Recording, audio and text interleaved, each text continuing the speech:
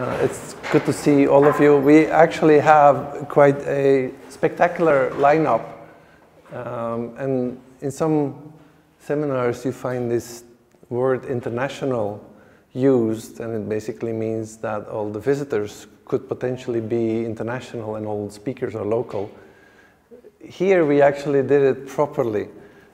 So we have an international seminar and invited a number of people to talk about what I think is quite a crucial topic in Europe, in the Czech Republic, and in the world, community media, looking at community media from very different perspectives, also different regional perspectives. And I should probably start by mentioning that I, as a Belgian that has been working in quite a number of different countries, in a way might already be able to contribute a bit to that European perspective, but several of our other speakers will actually be doing the same. Nevertheless, we'll also embed it in the situation, the more local, regional situations, with also a number of talks about the Czech Republic, about Slovakia, about Austria, etc. So that's the basic. I'll give an introduction about community media, because when we talk about community media, it definitely makes sense to try to explain what we are exactly talking about. Even the concept itself is unstable, and even within the field itself, it is a contested, negotiated notion, but at least I'll give you a quick overview of the different components of what community media are actually about and why they are so important. I'll start with that. And then later on we'll have Helmut and Vaia presenting, then we'll have a short break, hopefully with some refreshments, and then we'll have Jan, Lucia and Henry speaking. We'll have the presentations lined up, so we'll have the 3 presentations, and then there's also time for question and answer moments if you feel the dire need to intervene. So 3 presentations, Q&A, break, 3 presentations. After that, for those who have still any courage left, we'll have a roundtable. So that should start around 4:45, where we'll have a number of wonderful questions, 6 of them, part of the discussion. But that is only for the really courageous ones, the ones that survive the 6 presentations that come before. As I said, I prepared, or indicated, I prepared a number of statements for the roundtable. I've kindly distributed them beforehand, which means yesterday night, to all the participants, so they're perfectly prepared to answer these sensical and nonsensical questions. My favorite one is the last one, which is question number 6, why bother? But we'll come to that, and that's actually also my starting point. Why does it matter? Why do we need to think and talk and discuss issues related to community media? And I came up with a title actually making quite a statement, community media as protectors of democracy. But I actually want to try to make that argument, I want to try from different perspectives make this claim that community media actually have a protective role in democratic societies. And then, of course, I need to explain a few things. I need to explain what I mean with democracy. I need to make sure that democracy is not reduced to a mere institutionalized political reality. And democracy is a set of political values that we share. Democracy is not only the state, democracy is also civil society and its citizens. And in that sense, of course, community media can contribute to protecting and enhancing and stimulating democracy. The second point I need to make very quickly is that in the title you'll see community media organizations. I think one way of thinking about community media is as organizations, having a formal or informal, fluid, but still organizational structure, which allows us to discriminate community media organizations from many other kind of democratic practices that include the media. A Facebook group could be a wonderful instrument, but it might not be a community media organization. It's a different reality in that sense. And the organizational structure allows us to think about community media from a particular perspective. Now, one of the problems of community media is that they're incredibly diverse, and that diversity is even characterized by the words that we use to signify them. In some cases, they're actually labeled public radio. Well, we would then say, well, no, that's something completely different. You can't sort of conflate these concepts, but in some cases that is done, and that makes it already quite complicated. But you see on the slide all these wonderful terms. Latin America, which has been at the forefront of community media development, uses concepts like popular, when talking about radio, popular radio, educational radio, miners radio, peasants radio. So there is a whole history, a conceptual history, even purely out the words we use for referring to these organizations. And that actually shows the diversity in the field of community media. And for those who know community media well, they know if you enter any of them, it will always be different. There will always be different logics there, different people, different cultures. They do share a number of things, I would argue, but diversity is actually one of the characteristics of that field. And that is also embedded in how we talk about them.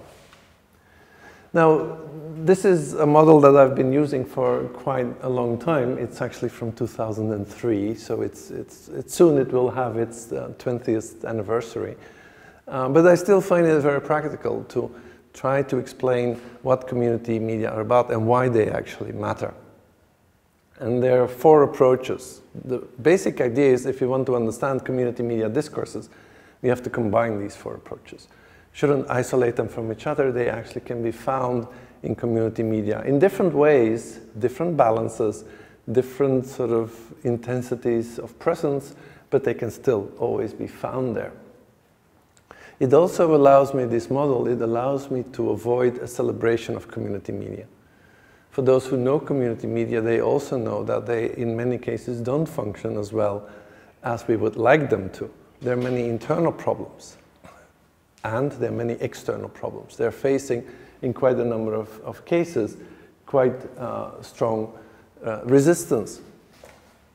But let me take the first approach, serving the community. And Mark's definition is quite helpful here.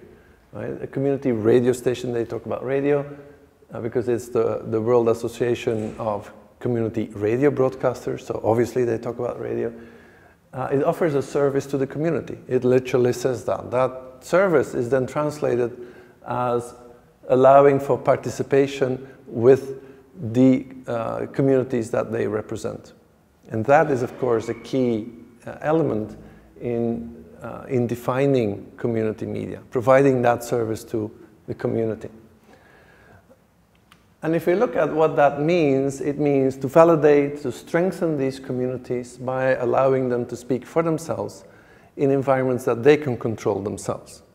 And that is seen as the key idea of service. And it often allows to counter different forms of problematic representations, misrepresentations, as some would call it, allowing people to speak for themselves, by themselves, partially to themselves, but also to an outside world, is a key service to that community. But there are a series of problems there as well, and that's the other side of my slide. What you quite often see is that, of course, the service to the community requires a community, sort of obvious. It's not always there. Connecting to that community is actually not an easy thing. Defining that community is a very, very complicated thing. In some cases, you would probably better talk about communities radio and communities media than community, because of the different overlapping communities that you would find. Providing that service is also not always that easy if your community is disinterested, but in some cases doesn't have technical skills, or maybe even more importantly, doesn't have the democratic participatory skills that are required to function within an environment like that. And of course, what we have seen in many practices is that community media, because of this service to the community being translated into service to a local community, they were trapped in the logics of locality, where apparently a community media organization couldn't be big, it had to be small, which actually restricted community media in a number of cases, not allowing them to grow and to be more ambitious. The second approach, I only have 4 approaches, so by then I'll shut up, right? That's the good news. The alternative to the mainstream. Community media are alternatives in being different from mainstream media organizations, whether they're public media or whether they're market media. They tend to be small scale, true, but what is much more interesting, they actually tend to offer an independent position from market and state. They offer different ways of thinking, different ways of doing media, different ways of actually also talking about social reality. In a slightly more sophisticated version, this could be named counter-hegemonic voices, voices that are going against dominant ways of thinking in society, and they actually are alternative ways of talking about social reality. One of the many labels that is used is the third way, right? Community media as a third way, different from state public organizations, media organizations, and different from market organizations. And actually community media allow for the circulation of different types of knowledge, different ways of thinking, but also different formats, right? Different ways of doing media. Being an alternative, though, comes with a price. That's what you see on the other side. Being an alternative usually means not having that much money. That's the cost. Right? Being out of the mainstream also means quite often being outside of main channels that finance these organizations. It makes them vulnerable to all sorts of pressures. And one little footnote, because that allows me to sneak in my work, allowing for counter-hegemonic voices becomes very clear when community media start performing in areas where there's violent conflict. Clemencia Rodriguez, her work, right, Citizens Against Armed Conflict on Colombia, and my work on Cyprus, are actually about counter-hegemonic voices that counter discourses of war and propagate discourses of peace. Right? And that is, in societies that are driven by conflict, these are counter-hegemonic voices, because the violence is actually the dominant way of thinking in these societies. The third approach, what makes community media, is that they have a very strong connection to civil society. And this is Thompson's model of civil society, again arguing that civil society is the in-between area of voluntary organizations between state and market. That's the core definition that he uses. And that brings in a much less media-centric approach. It's allowing us to think about civil society and the role that civil society plays in society as a whole, where community media are civil society organizations. Like there are many other different kinds of civil society organizations, and they contribute to the democratization of society, but also the democratization of the media field, because they are civil society actors, civil society organizations. And of course that in some cases, being in this in-between, right, going back to my previous slide, being this in-between area can also mean that you're being squashed between them. And if you have to deal with a repressive state, then civil society is actually in a very problematic part of society, because you'll find mechanisms of violence and oppression. But in other cases, it's actually very difficult to maintain that independence, to find that in-between slot, and not to be sucked into the logics of the state or the logics of the market. Some would then say not to sell out, for instance. That would actually be the language we could use. And the last one, to half quote Putnam, making democracy work is not an easy thing. Right? Contributing to the democratization of society is important, but doing that in actual practice is a very, very difficult thing. And it does have its problems in actual social practice. The fourth approach combines thinking about alternatives and thinking about civil society, and I call that the rhizomatic approach. It's a network approach, because we shouldn't look at community media as being isolated from the rest of society. They're actually nodal points that bring together many different types of organizations, that unite them, that link them, that connect them, then that actually create a civil society network. And you can have it represented like that, right? Bringing together these different, connecting different ways of thinking, but also different organizational structures. And in some cases, gently moving into the territories of market and state, taking the money where it comes from, being practical, accepting donations, without becoming integrated into the logics of the state or the logics of the market. And sometimes one example at the level of market, you'll find in many cases when it's about community radio, you'll find these connections with community radio stations that then link up to a local record store. These are also cases of connections between civil society and market, even if it is a very localized business, right? But it is still moving into these areas of market. And again, we'll find the democratic importance of creating these connections, of creating these rhizomatic networks, but they don't always work. And in some cases, the different components of these networks will actually try to overshadow community media organizations, and you'll find power struggles there. One example from an Antwerp radio station that I knew very well was that at some point they wanted to connect to a local labor union, but then the labor union started making all sorts of demands that would basically be destroying the independence of that radio station. So there we find these struggles within these networks as well. But just to give you an idea, this is a study on a Brussels radio station, Radio Panique. And you'll find right there, this is half of the network. You'll find all their connections to all different, through their programs, through all different kinds of NGOs, all different kinds also of discourses, of right, knowledge societies, communities, etc. And this is sort of the other side of their rhizomatic connection. These are huge networks that we often tend to underestimate.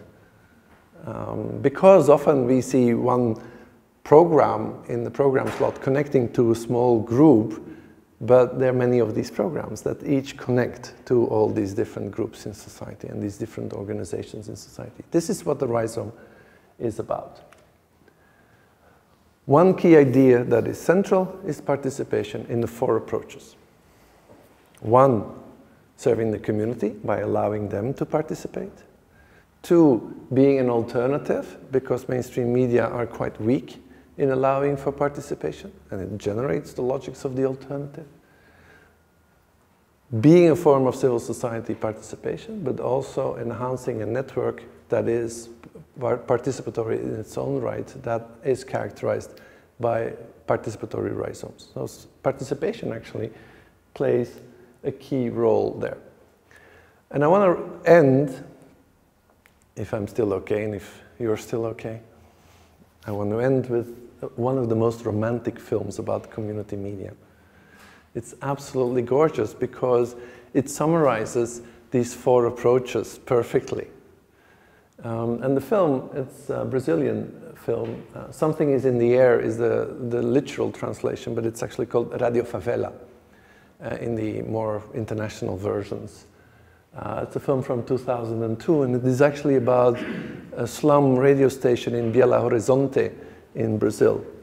That is real. It's an authentic source. And the pictures you see are actually Radio Favela in the real version, the authentic version. But the film, and I'm going to show you a few screenshots, and then I'll shut up and give the floor to our next speaker. It actually, the screenshots illustrate perfectly what the difference is, right? You have mainstream media that have huge broadcasting antennas. And the 2 guys that are running and starting up Radio Favela, they have like one piece of metal, right? T-shaped because it's a dipole. And that's where they broadcast with, on a terrace of their home, reaching the entire favela, actually reaching the entire city, as good pirates They, of course, have no idea that there is a button that you can sort of not put at maximum volume and reach. At some point, they show you a mainstream media radio studio in the film, right? With the announcer behind glass. Typical setup for mainstream radio studio. The two guys are just on the terrace having a gorgeous view over the favela, totally accessible. At one point in the mainstream media radio station, a guy, actually one of the main characters in the film, goes into the radio station and gets kicked out, because that's what happens. If you just go in, they'll throw you out. While in Radio Favela, if you go in, and that's the other screenshot you see there, if you go in, you're being helped. There's a guy in the film that has a terrible toothache. And he goes into the studio and says, help me because I can't afford a doctor. And they make an announcement on the radio saying, we need a doctor, and if you are a doctor, then we'll pay for some advertising for you and we'll give you attention, but just come and help this guy because he's suffering. And of course, immediately the doctor calls and says, send him to my office and I'll handle him perfectly. But what you see in the film is actually this difference between mainstream media and the role that alternative media can play. Now, I should add, and these are these two last pictures, I should add that this is not that much of a romantic film because it's playing in Brazil at the time of the dictatorship. And they're constantly being hassled by the police, closed down, having their transmitters confiscated. So their story is actually a story of struggle against state oppression at the same time. But in the film, what you also see is then that the opposition actually tries to recuperate them, trying to bring them in their political environment, which would also jeopardize their autonomy. So they find themselves in actually quite difficult circumstances. But as always with these films, things end well. And you might be surprised to learn that the film ends with the UN visiting the radio studio and awarding them a prize for being such an important moment in Brazilian resistance and Brazilian broadcasting. I think that also wraps it up, because what I want to conclude with, instead of showing you videos, is this idea that community media in many, many countries find themselves in these difficult positions, struggling for survival in many cases, but in other cases, struggling to become present, struggling to actually be established. So in many, many cases, community media play this role of offering locations of struggle, but also in engaging in struggles for the democratization of the airwaves. Thank you.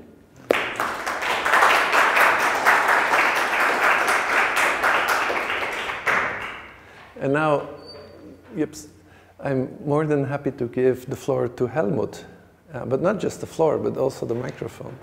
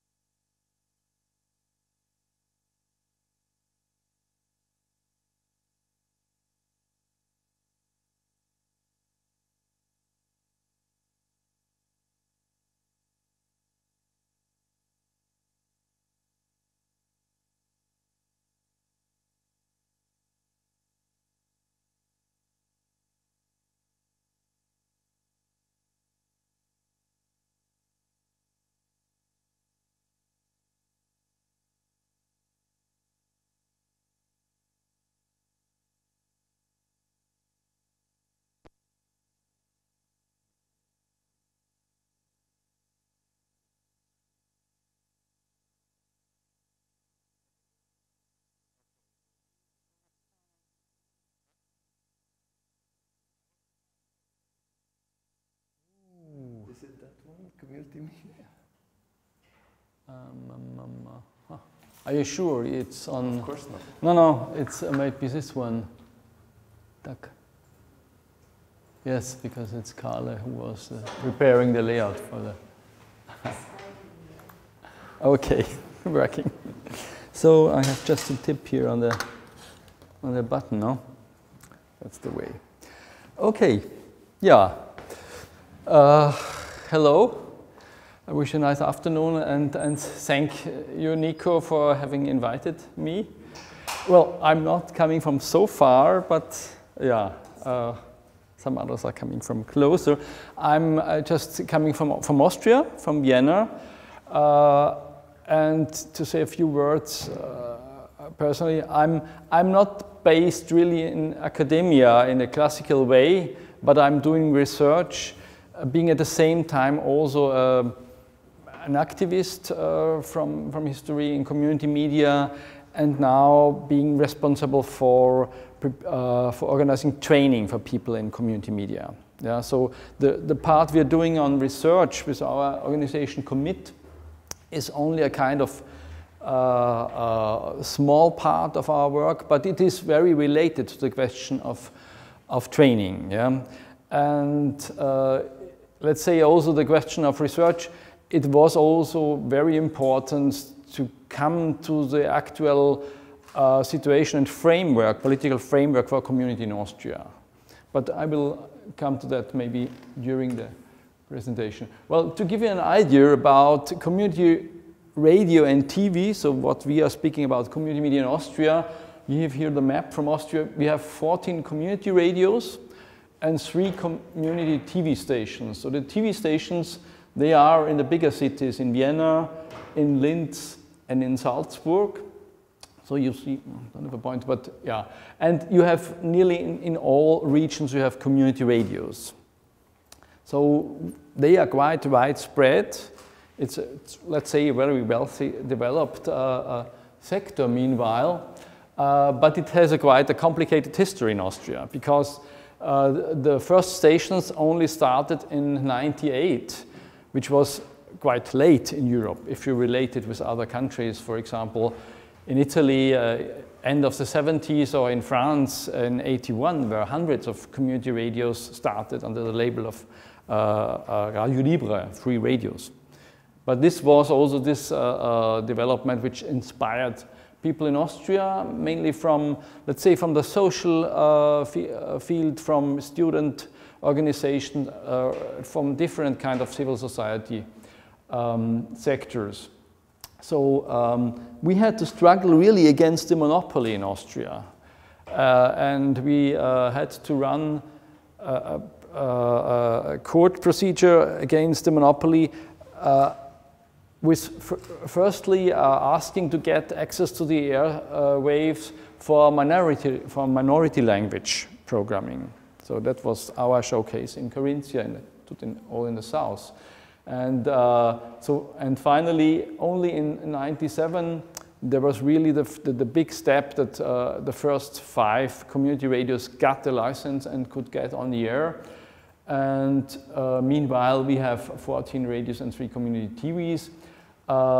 And we have a very important common online platform, which is a program archive, and also exchange base for program and also for podcasting. And also that's really something which started also quite early. There you see some of us on the mountainside. This was in '89, was broadcasting from Italy to Austria, which was legal. Because in Italy, there was no need to have a complicated procedure. You had just a A4 formula and fill in some data and send it to the post office in Trieste, and you could get on the air. So that was really the easy way. But the Austrians did not like it then, so we had to go to court. Huh? I didn't know you were a pirate. Well. So we have actually, to give an idea on the sector, it's about 130 people who are working in the sector. We have about 5,000 volunteers. Well, there is, if you count about the programs, you know, there is about some 400 hours of program production per day, well, including also music, of course. There are 41 languages present in these programs. So it's really the only media sector where you have really a kind of mirroring the multilingualism of the society also in the media, which does not exist in any other. Well, there are a lot of workshops all around the year run by our organization, but also, of course, by the local stations. and there is the platform, the Cultural Broadcasting Archive. And this archive is also a kind of historical archive, meanwhile, for the last 20 years, but because last year we had the festivity for 20 years being on air for the first station. So, and although we have very different stations, we have, let's say, half of the radios are in the bigger cities, half are rather rural stations, which is quite interesting because in the beginning many people said, no, it's a phenomenon only for the bigger cities. And finally we found that in the regions, in the rural areas, often the radios fill a gap of communication which not any other organization or activity could fulfill. So it's really, they became now even recognized, and we did some research. I gave it to you, the brochure, about the contribution to local development and community building, and it was a quite interesting perspective also on the sector. So what I want to talk shortly is about a specific aspect, which is the contribution of community media to lifelong learning. And we had, well, of course, we always were running a lot of workshops, offering training sessions. That is something which exists, I think, in all countries. And often it's a kind of, part of the work, but there is no specific research on that, or only very few in history. We found when we started, because we wanted to know what is the contribution of our sector and how can it be better supported. We wanted to know are there other research, and it was really difficult to identify research specifically on the educational aspect and the contribution to lifelong learning. There was Peter Lewis with some work, and Irina Svetkovic in Ireland, mainly on media literacy, and Helen Manchester, she is based in Manchester. She did her PhD work on learning in community radio, especially. That was quite interesting, but we thought we could argue for the Ministry of Education that there is a need for research, and because they also were interested how community radio could contribute to the aspect of lifelong learning in adult education. Because let me say, there is kind of struggle. You have these traditional structures of education, not only in school, but also in adult education. And you have the tendency that people say, well, there are a lot of other actors from civil society, from social organizations who contribute also to lifelong learning, but they are not seen, they are not supported, they are not recognized. And this is a great potential. So we had the luck that we have been also identified, or we made ourselves being identified better, as key actors there. So we set up a kind of set of questions we wanted to research, and we wanted to have a closer look, especially not only to highlight the relevance for politics, but also for the people who are active in the media themselves. So the people who are running the programs, for them to reflect what they are learning, and also for the people who are responsible, because they often were not at all aware that they did contribute to this field of education. So, well, we had a set of activities. Just to give an idea, I don't know if you might be already familiar with that. There is these three aspects of learning. We are talking about in Europe formal education, which is school, and all the formal, also university would be part of formal education, of course. There is non-formal, which is the most of the part of adult education from Volkshochschulen or some popular colleges is situated there. And then there is informal education, which is learning, but it's not a label learning, and that is very relevant often. And we have this framework from the European Commission about the key competences on lifelong learning, which are actually revised, so there are some changes, but still they are not, I think, decided about the changes. But there are these 8 key competences, which has been a result of, I think, a long discussion about what everybody should, in a way, have a chance to learn. And we wanted to identify to which of these 8 key competences learning in community media would contribute. So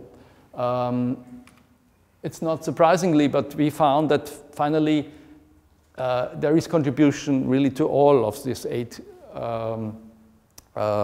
key competences, but it made rather sense to identify specific fields of learning which are more close to the logic of community media activities.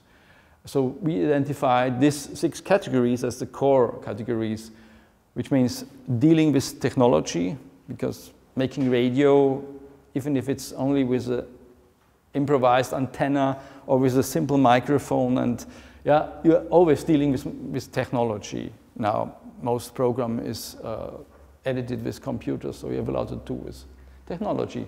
Speaking in language, of course. If you are in the media, you have to speak, you have to write, you have to listen. Participation in debate is, well, I think participation, you already went in depth.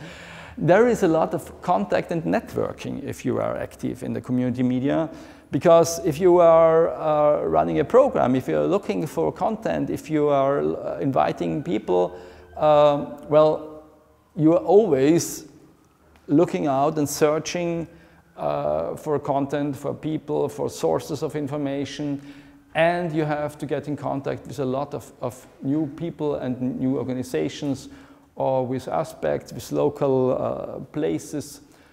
So that is another core aspect. Dealing with media publics,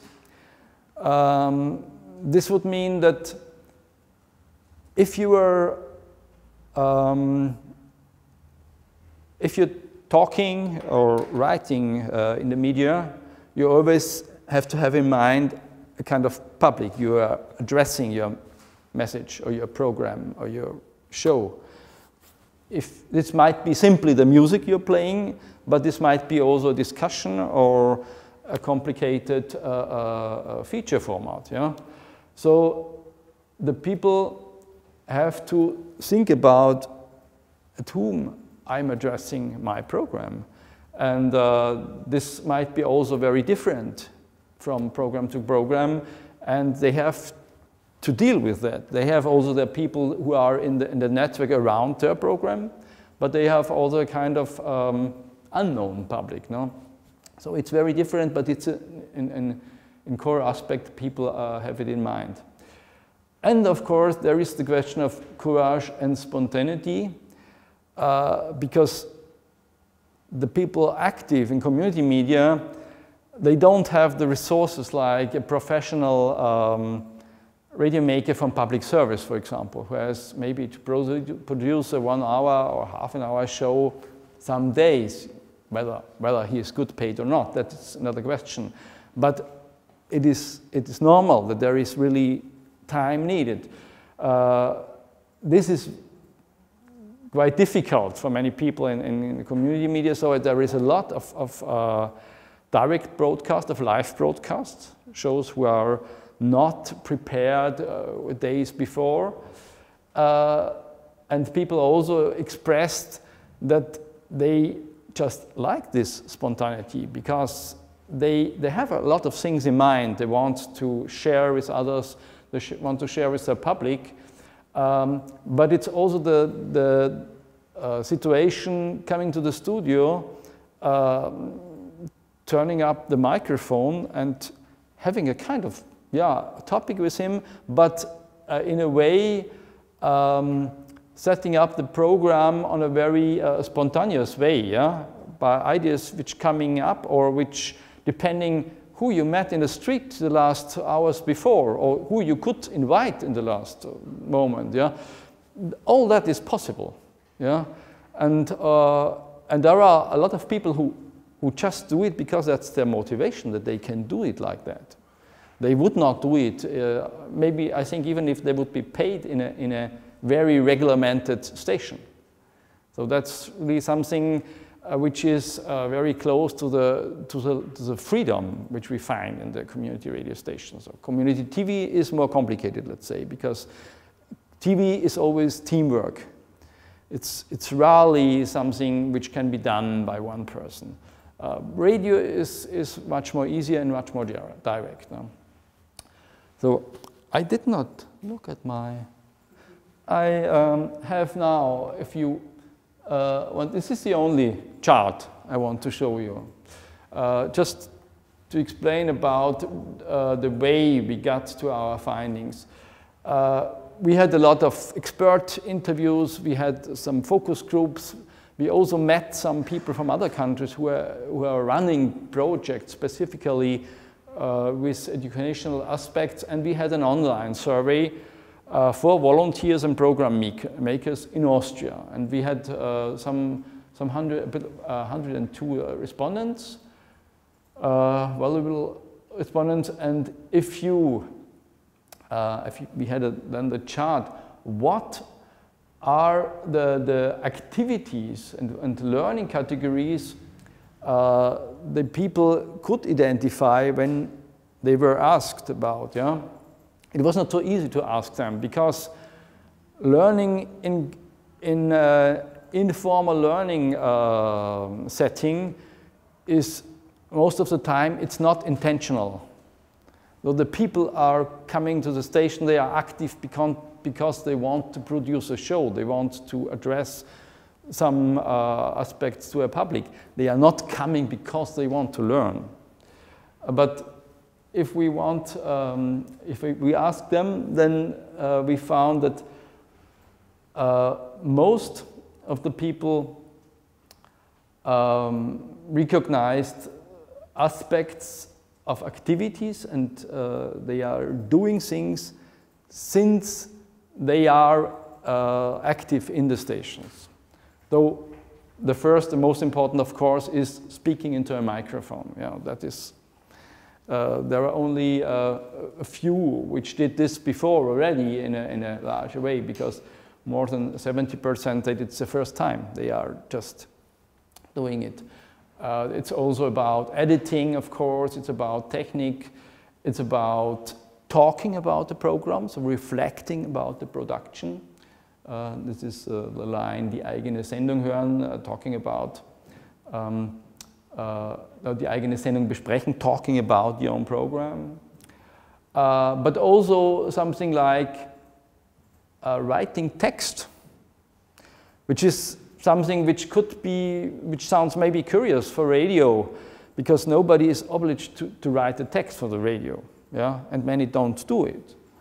But we had 40%, it was, more than 40% will say that's the reason why they restarted some, and even academics we had among them, was that was a reason to restart writing texts. So that was quite fascinating for us. Of course, then you have all kind of other activities, and which one maybe I want to mention is to contact people, celebrities or specific experts, you know, people you would never address if you have not the reason or the legitimation because you are acting as a journalist. Yeah? In this role, you have completely other permission to address people. It's completely different from if it would be a private conversation. So that's a bit the overview of the, but I don't think we have the time to go now to all these details, yeah? But maybe just as an example, what the people expressed there, no? So the access to the station with the contradiction of having to deal with technology, radio or TV, yeah, and at the same time, maybe not at all being familiar with technology, but at the same time getting a training which makes it possible that you have very quickly access to get in the studio and to get on the air. So, like there was one statement saying that it was quite banal. I just did the basic training, and yes, then 14 days later I was on air. So this was really the fast track, yeah? And of course, there are people who prefer to do it live, and others don't dare to do it live, so the challenge for them is very different. You have very different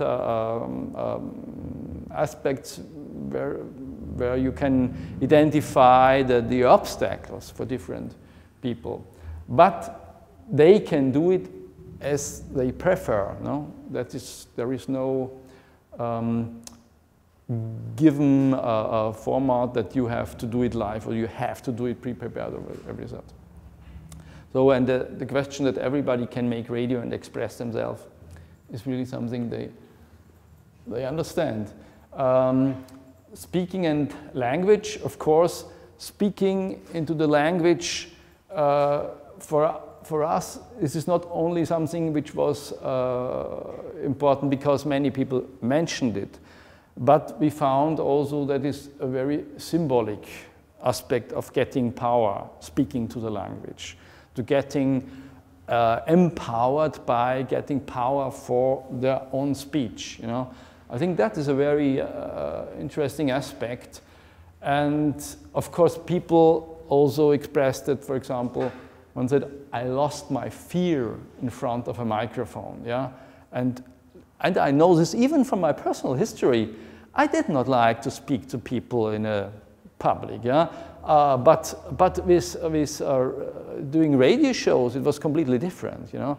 And the people getting much more confident than from doing their shows in the radio, speaking to the microphone, thinking about the public, and then also could act also in a public space quite differently. So it's really something like an empowering experience. Well, participation, I just would like to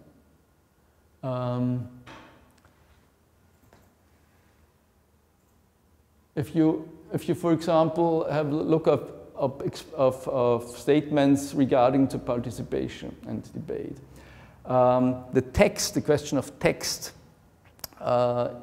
is not an obligatory activity, yeah. But you have a lot of people who say they are reading now things you never did before because they have to do research. And producing media has something to do always looking out for content, has to do with something being always curious. And that is part of journalistic work, let's say. So, which is not, even if they would not say they are journalists, you know, but it's the activity which is like that. Networking and contact. So you have this expression, I like it quite a lot because the people expressed that, well, if you go out for an exhibition, if you go out for a theater or for a music event, yeah, then it's your private amusement, your interest, whatever. But if you are running a show, then all of a sudden you get always your recorder in your pocket or in your rucksack, and you're prepared, if you come over an interesting situation, just recording or just asking somebody for a statement or for an interview. And we had a quite interesting conversation with one guy from Graz who was quite timid about authorities.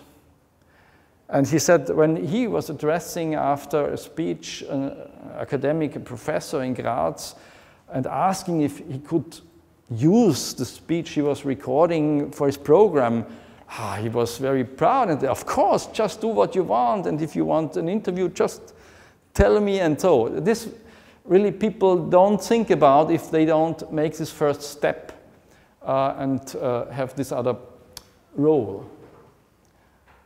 Oh, I just want to skip here.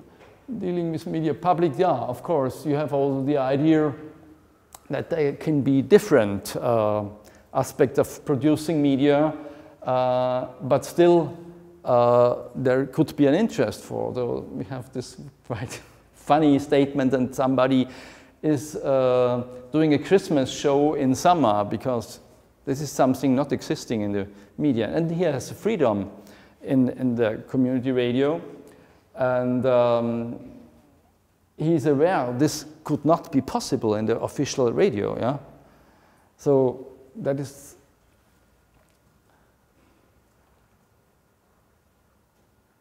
So that's about, I already mentioned the question of spontaneity, that people really also expressed that they love this possibility, just not to have prepared the whole program, yeah? But just to improvise. And there is this, I don't know if you know, it's the expression, it's a German writer about forming ideas when you start to talk about. So I don't know exactly how you, but the idea, I think you recognize it quite well in these situations. So what we, just to come to an end, what we found is there are conditions for a kind of productive learning condition, yeah? Situation. Yeah? This is the aspect, getting on air without long preparation, the focus on learning by doing. So they don't have to sit down in lessons for days or for weeks. They just have a short workshop, maybe for 2 days maximum. Sometimes you would like more, but okay. And then it's learning by doing. Yeah? They can get on the air quite quickly. They can choose freely and independently what they would really like to learn. Yeah? They need things for running their shows, of course, but it has to do something with their needs. There is the freedom of the content, of the design of the program. Mistakes are no problem. You can learn from mistakes, which is, of course, an old idea, yeah? But in the mainstream society, in the mainstream media, mistakes are negative, yeah? And it's always this question of learning should only be the positive aspect, yeah? And if you have this problem of mistakes, then you will get negative points and kicked out. So personal contact to the station, the local proximity, then also, of course, the closeness between the program and the living world or the reality of the involved persons. There was also the question about if certificates would help the people. Because we had the idea that mainly marginalized groups or disadvantaged groups could profit, yeah, getting some certificates. And there has been expressions, example in UK or in Ireland, that really if people don't have any formal education, don't have had any something in her hand as a kind of certificate, this could be helpful. But there is a huge contradiction. Because I think the quality of learning, one of the quality of learning in community media is that there is not the label of learning. Yeah? If you enter in the station, they don't pass a door where it's written, here you go to learn. Yeah? Like you can feel it written in school maybe. Yeah? And that is a contradiction if you talk about certificates, then you have the whole consequence of bureaucracy and of testing and how you will do it. Yeah? So there are some cases where it makes, we had been rather careful with recommendations. So looking forward, yeah, I think we will go down. You will get the presentation, and I thank you for the moment, and we will have time for discussion later.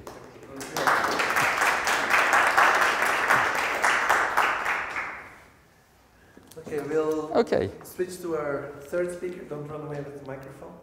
Hey. And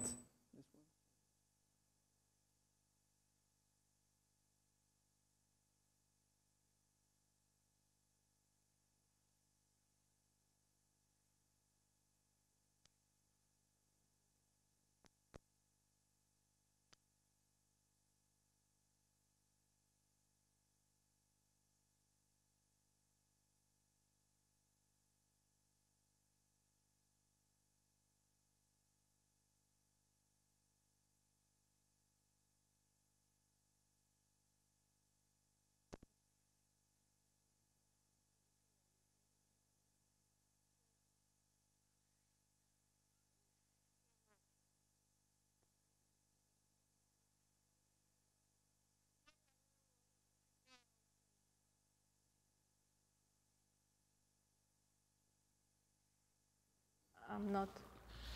I just want to coordinate. Okay. I will sit first.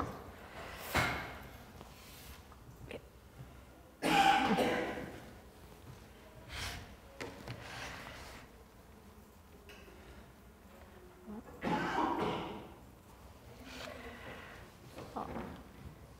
Hello, everybody. Thank you for coming, joining us in this seminar. Thank you to Nico, Gabriella for taking care of a number of practical arrangements, and Jakob. What I will be talking about is community media, their relation with conflict and their potential for conflict transformation. And I will be bringing some examples, using some examples from Cyprus, where I had been based and worked for several years.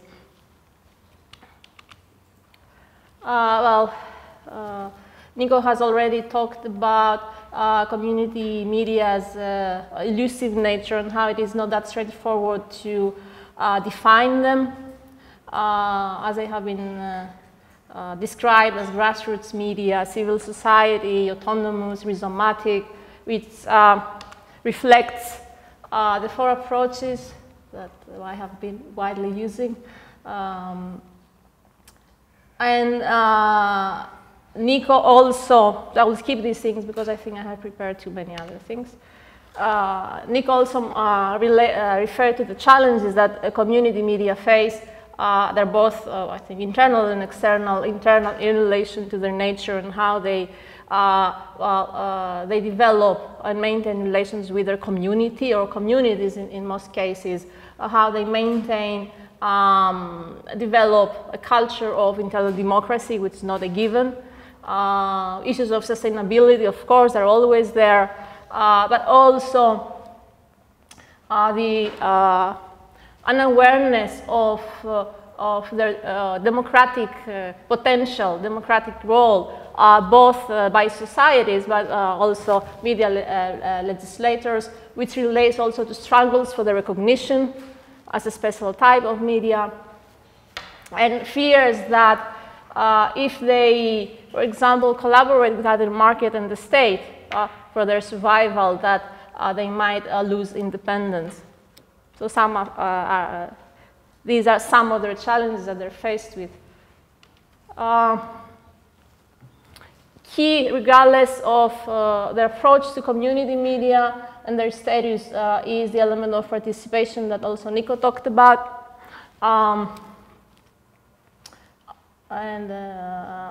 Which is crucial in their nature, their operation. Community media are seen as sites of enhanced and sometimes maximalist forms of participation as it regards both their management and organization management, right? They're usually run by members of their communities, but also opportunities for content production, right? For expression, for expressing voices that are sometimes marginalized or not given space in mainstream media. But it is, I think it also became clear in both the two previous presentations, but it is also about performing participation and teaching about participation by doing it, which I think is very important and relates to their democratic role. Still, things are far from ideal in community media. They're not outside the logics of and the workings of conflict and difference. Even if we recognize them as privileged sites for participation, internal democracy is not a given, it's a struggle. And participation, maximalist forms of participation in equal terms, is also a struggle, not a given. We see conflicts, even it can be at the personal level, that reflect different agendas that the people that participate in community media might have, or even different vision on how they should be organized and managed, and what community media are or should be.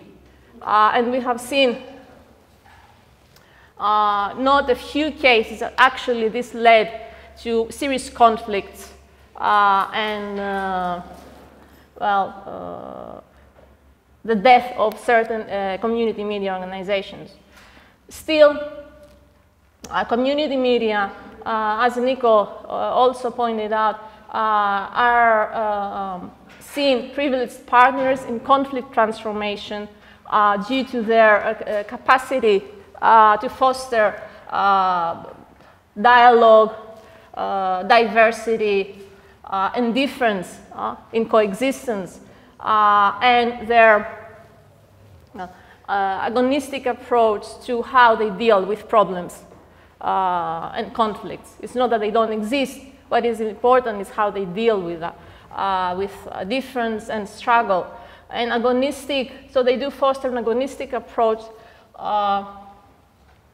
to dealing with conflict and problems that arise in the sense that, well, Chantal Mouffe is using the term in the sense that it is, one recognizes that we cannot do without conflict in society. Conflict is inherent in the social. So we cannot do without it, but we can find ways of dealing with that, of dealing with conflict through taming it, through democratic practice, so that we won't start killing each other. So we won't start eliminating each other and treating each other as, as enemy to be destroyed. Which brings me, I think it's quite relevant, to my cases from Cyprus, where actually the other has been treated as an enemy to be destroyed. Right? A long history, turbulent history on the island. What is known, apart from its really nice sea and sunny weather, is that it is a divided island since 1974. It has been part of the Ottoman Empire, has been a British colony for part of the, let's say, 19th and 20th century, became independent state only in 1960, but a series of tensions between its two main communities, Greek Cypriots and Turkish Cypriots, led to an operation, as it has been called by Turkey, a peace operation. It has been called by Turkey to protect the Turkish Cypriot community, an invasion, actually, a military invasion in 1974. But the issue is that, well, the Turkish army never left. So it is still there. The island is still divided I think it will become more clear here, in two parts. In the north, where the Turkish Cypriot community lives, and in the south, where the Greek Cypriot community lives. And you see the line that divides the island, goes through the island, and which is known as either the green line or the buffer zone. And since the two communities have been actually living completely separated in the past 40 years or so, the only image that they had of one another were through their mainstream media. And those were images of the other as the enemy, the other as the perpetrator, and us as the only victims. We see this often, we see this frequently, right? In mainstream media, they do take a conflict-centered approach. And they use these binary logics and these polarizing logics of us versus them. We the victims, they the perpetrators.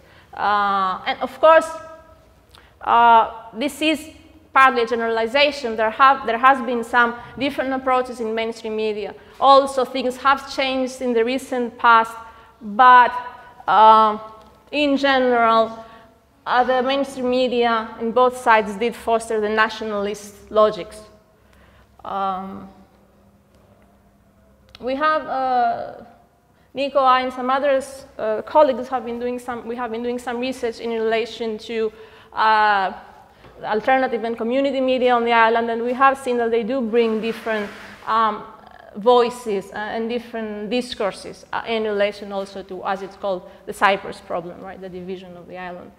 And as part of that, even if it's not the focus of my presentation now, I can mention that we did a mapping to see if there are any community media on the island, actually, and which are they. And we managed to identify 26 community media organizations, which is not negligible, given that, I don't know if you have been to Cyprus, given that it is an island of 1,300,000-400,000 population.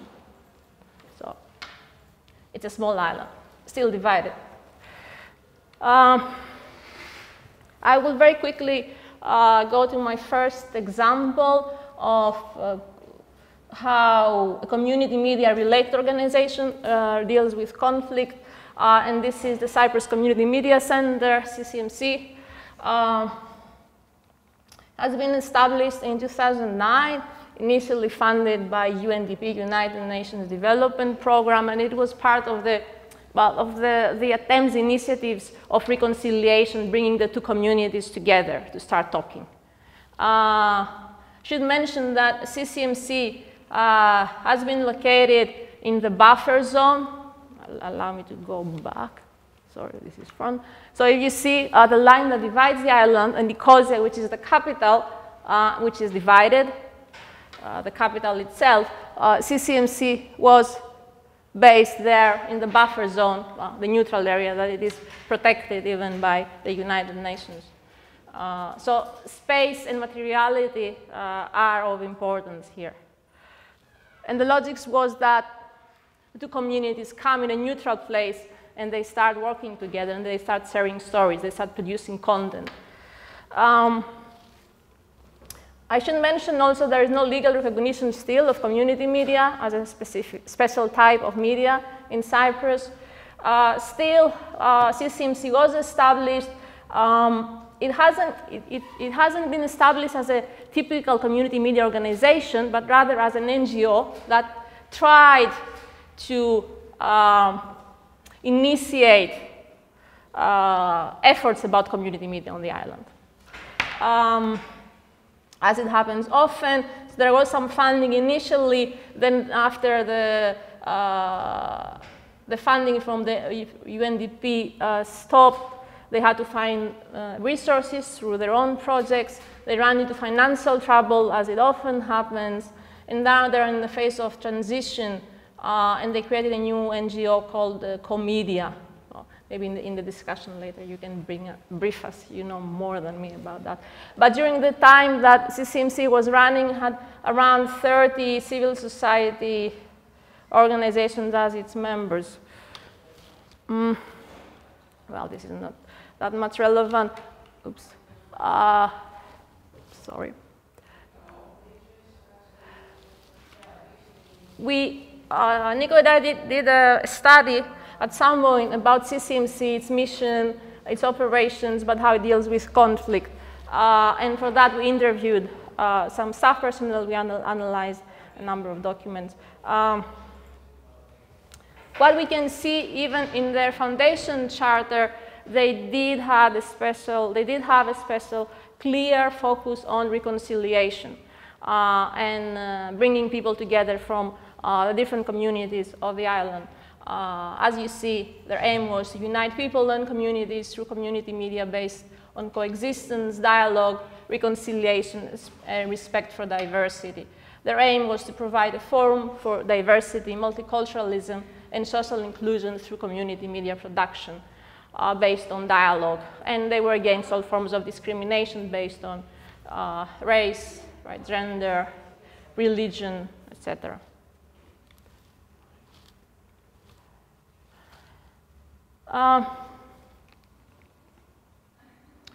In relation to their attitude towards conflict transformation and the need for that, I think an example of the manager at the time, Gary Ferguson, what he said I think is of relevance. He said at some point, I think that there is something inherent in the community that wants to heal itself but doesn't know how and is not structurally supported to do so. He said there is almost no place available for people to do this type of thing. Do I think that CCMC is that? No, but it could be one small outlet where energy is channeled. It might be, he said later, if people are confronted to this type of ideas, maybe they're able to relate it to their lives, and maybe there is space for forgiveness created. I should mention here, apart from the fact that CCMC, as I said, I don't know if is Comedia still there? Nico, will it be based in the buffer zone? So we can say is. Yes.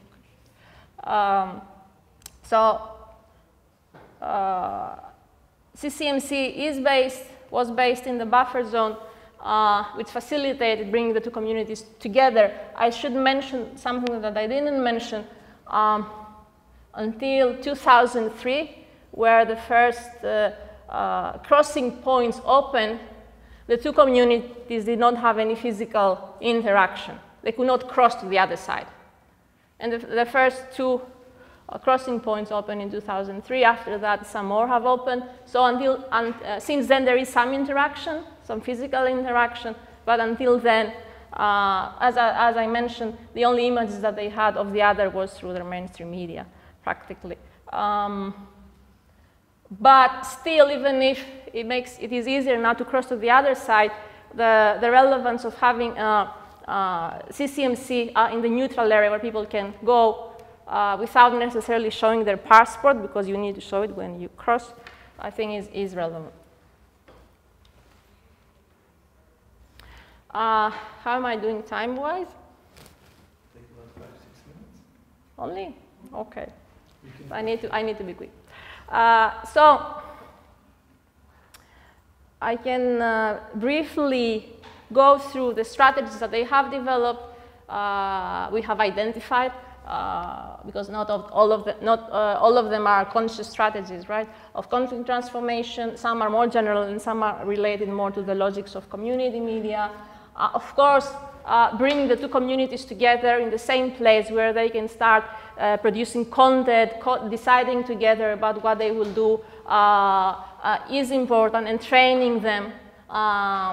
So offering also training, loaning equipment, helping them creating content and telling their stories was one of their strategies.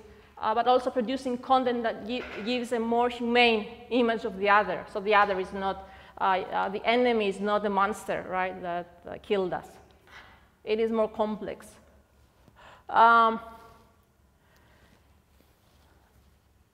As I said, CCMC's effort from the beginning was to help people build more community media on the island, and I think it has been successful. I think we have seen a lot of community media in the past 10 years, a lot. Given how big the island is, I think the 26 that we have identified are a considerable number. Still, we shouldn't forget the sociopolitical context under which CCMC operated, and the new organization is operating. Cyprus is still a divided society, and things get complicated. Different legal systems. They even had to have 2 NGOs, actually, in order to have CCMC be able to run. One in the north, or established in the north, and one in the south. So you see how complicated these things are. But of course, as I said, there is no legislation, so specific legislation recognizing community media on the island. There is highly market-oriented logics of the media. The mainstream media and civil society is fairly weak, even if things have been changing the past few years.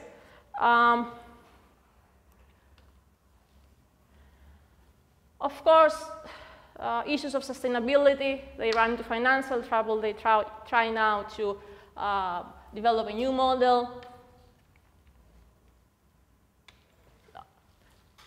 Always issues that have to do with, well, who is your community and how you should represent it and how you should reach out to your community. And their model of membership only through NGOs had some advantages based on what they wanted to do, but some weaknesses also.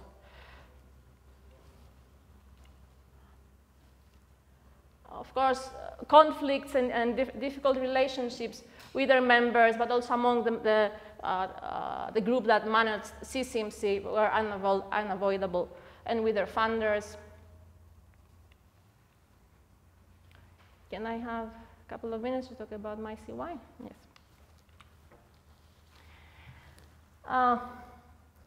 Another example, which is a more clear case of a community media organization, MyCY Radio has been established in 2013 under the auspices of CCMC. And you see in their mission and their aims, as they describe it, MyCY Radio aims to engage with and serve all communities living in Cyprus by providing a platform for a diversity of voices to be heard, while also highlighting diversity, cultural, linguistic, encourage social interaction, promote the culture of active citizenship and participatory democracy.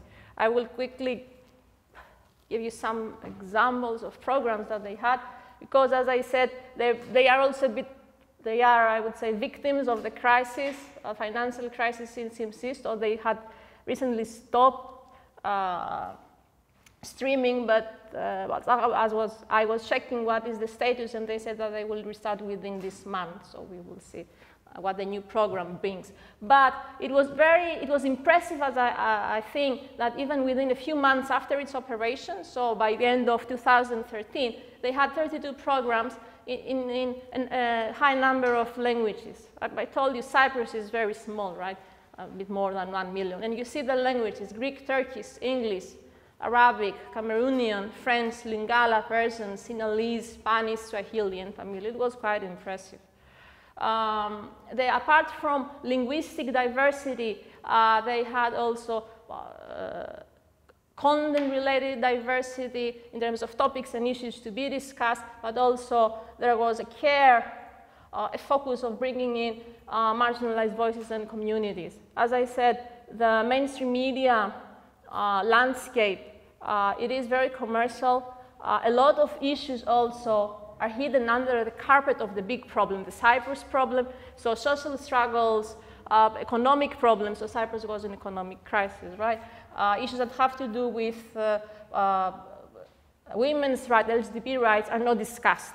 And it is a very conservative society still in many aspects, Cyprus. So you don't see these issues being discussed, especially from the perspective of their members in mainstream media. And MyCY has been doing that. For example, the program about women, giving voice to voiceless women. A program about gender identity and LGBT issues. Another program, Emerging Voices, offers the opportunity to voices that go unheard or are marginalized in the traditional media to be amplified. It hosts a different voice every fortnight, ranging from NGOs, marginalized groups, micro-communities, gender issues, traditions, taboos, etc. Emerging Voices is open to host anyone who has a message to share, anyone who is involved in positive social transformation, anyone whose voice has been so far, has not been but needs to be heard. I think this also reflects all the different approaches to this description, self-description of this program. I think brings in all the different approaches to community media.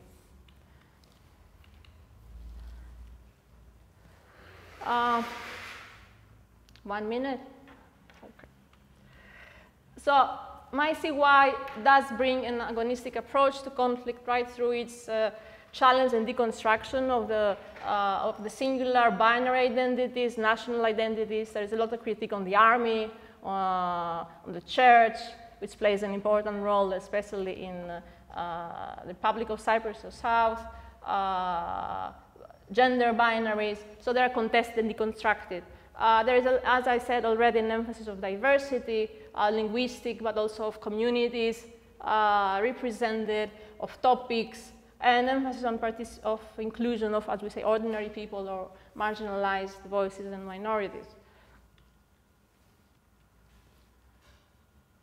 Well, I still had more about deconstruction through your work, but we can bring it later in the discussion afterwards. But you had done some really nice things, so okay.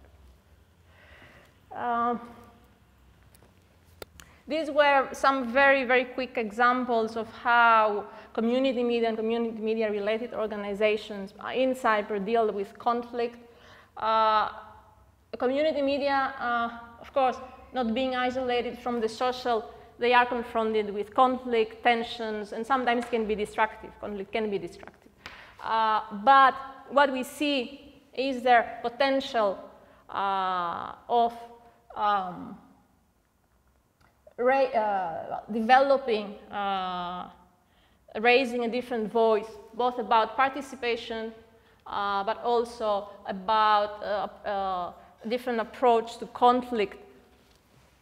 We've seen that they do bring well, different or agonistic articulations to difference and conflict through their content they produce, but also how they are organized and how they're managed. So they can operate, let's say, as real-life examples where actually an agonistic approach to conflict is performed. And I think this relates actually to their democratic relevance of creating spaces of free expression, of diversity and tolerance, which is crucially important. And one last point, and I will leave it to discuss it in our last session, is also the capacity of transformation, as the example of CCMC is showing, which is a hopeful, I think, message. And it has broader societal relevance. Yeah. So thank you.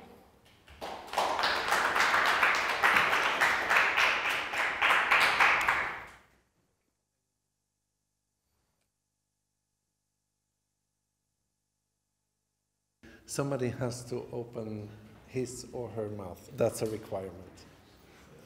I have a question.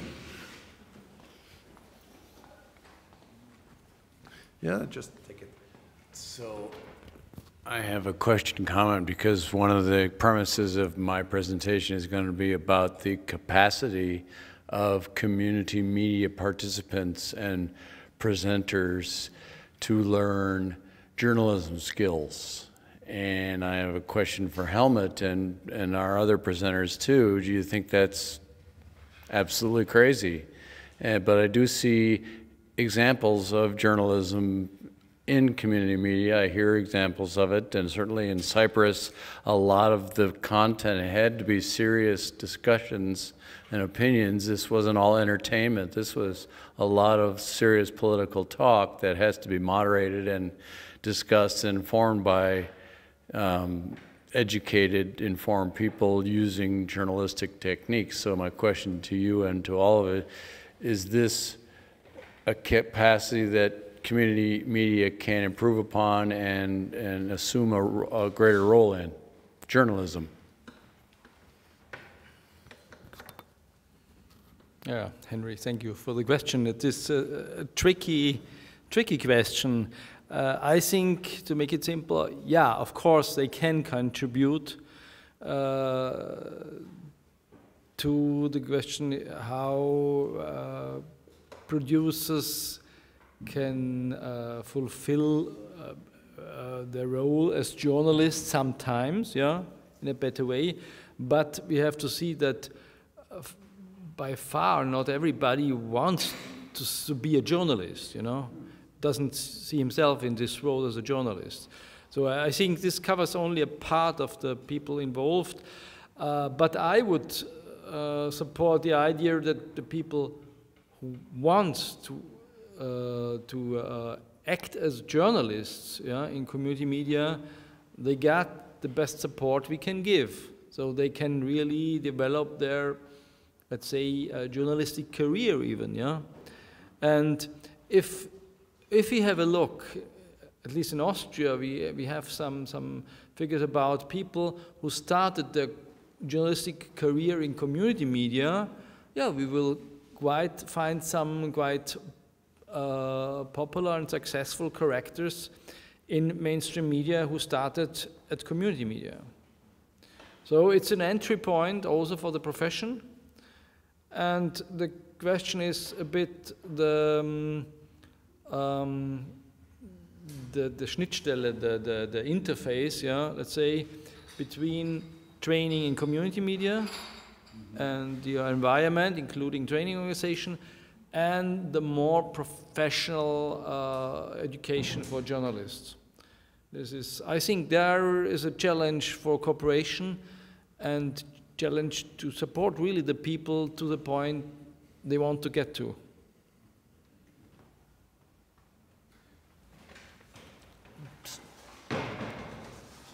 May I try to hand it? Yeah? No, it's working.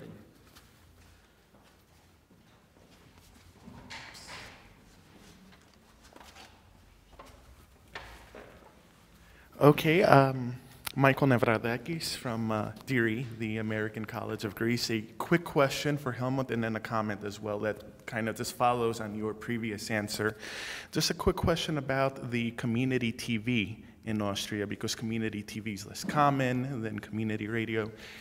With the it's more of a technical question.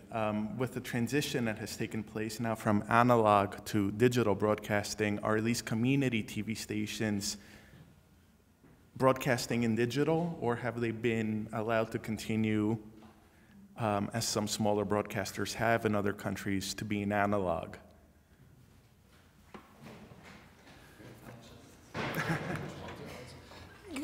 This is quite easy. No, they are all digital.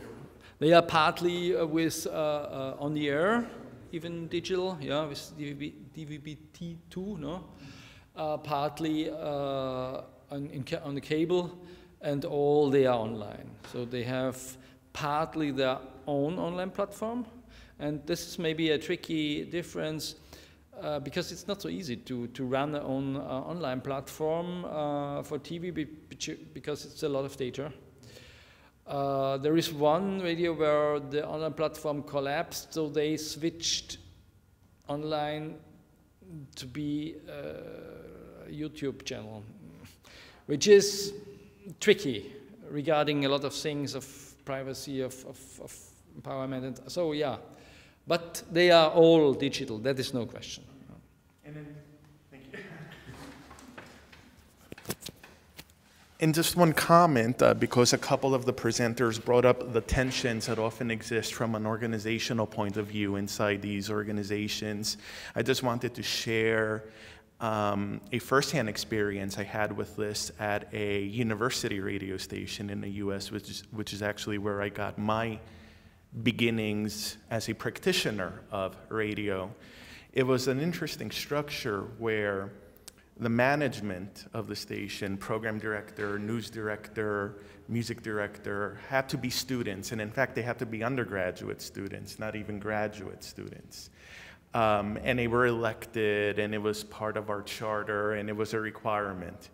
But most of the programmers, and there were over 100 of them, were not students. Some of them may have started as students, they were alumni, but some are just community members, in many cases much older than the students. And some of them had been there quite a long time, 5, 10, 20 years.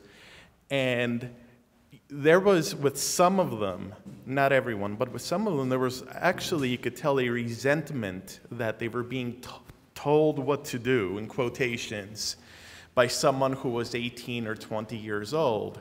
And there was a clear difference in terms of the way that the two sides saw their role in the station. A lot of the students were involved because they wanted to go on to a career either in radio or something similar, like the music industry or in journalism, whereas a lot of the volunteers kind of saw community media more according to its more, I guess, common definition of, you know, providing an alternative to the mainstream media. So there was this tension, and I saw it firsthand, and it was interesting to see these dynamics.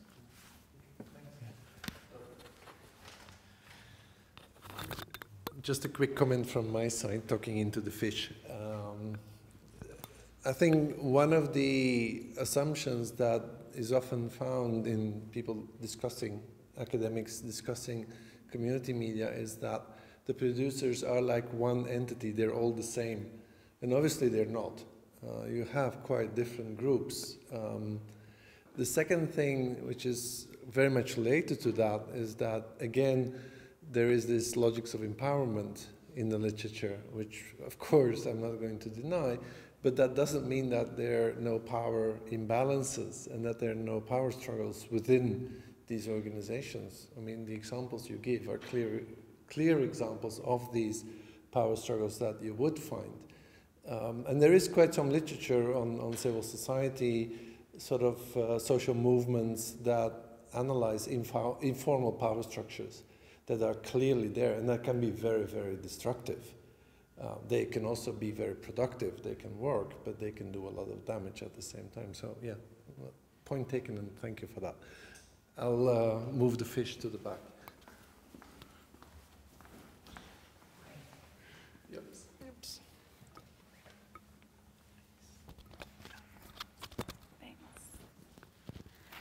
Okay, first of all, I would like to thank you all for the presentation. It's really enriching.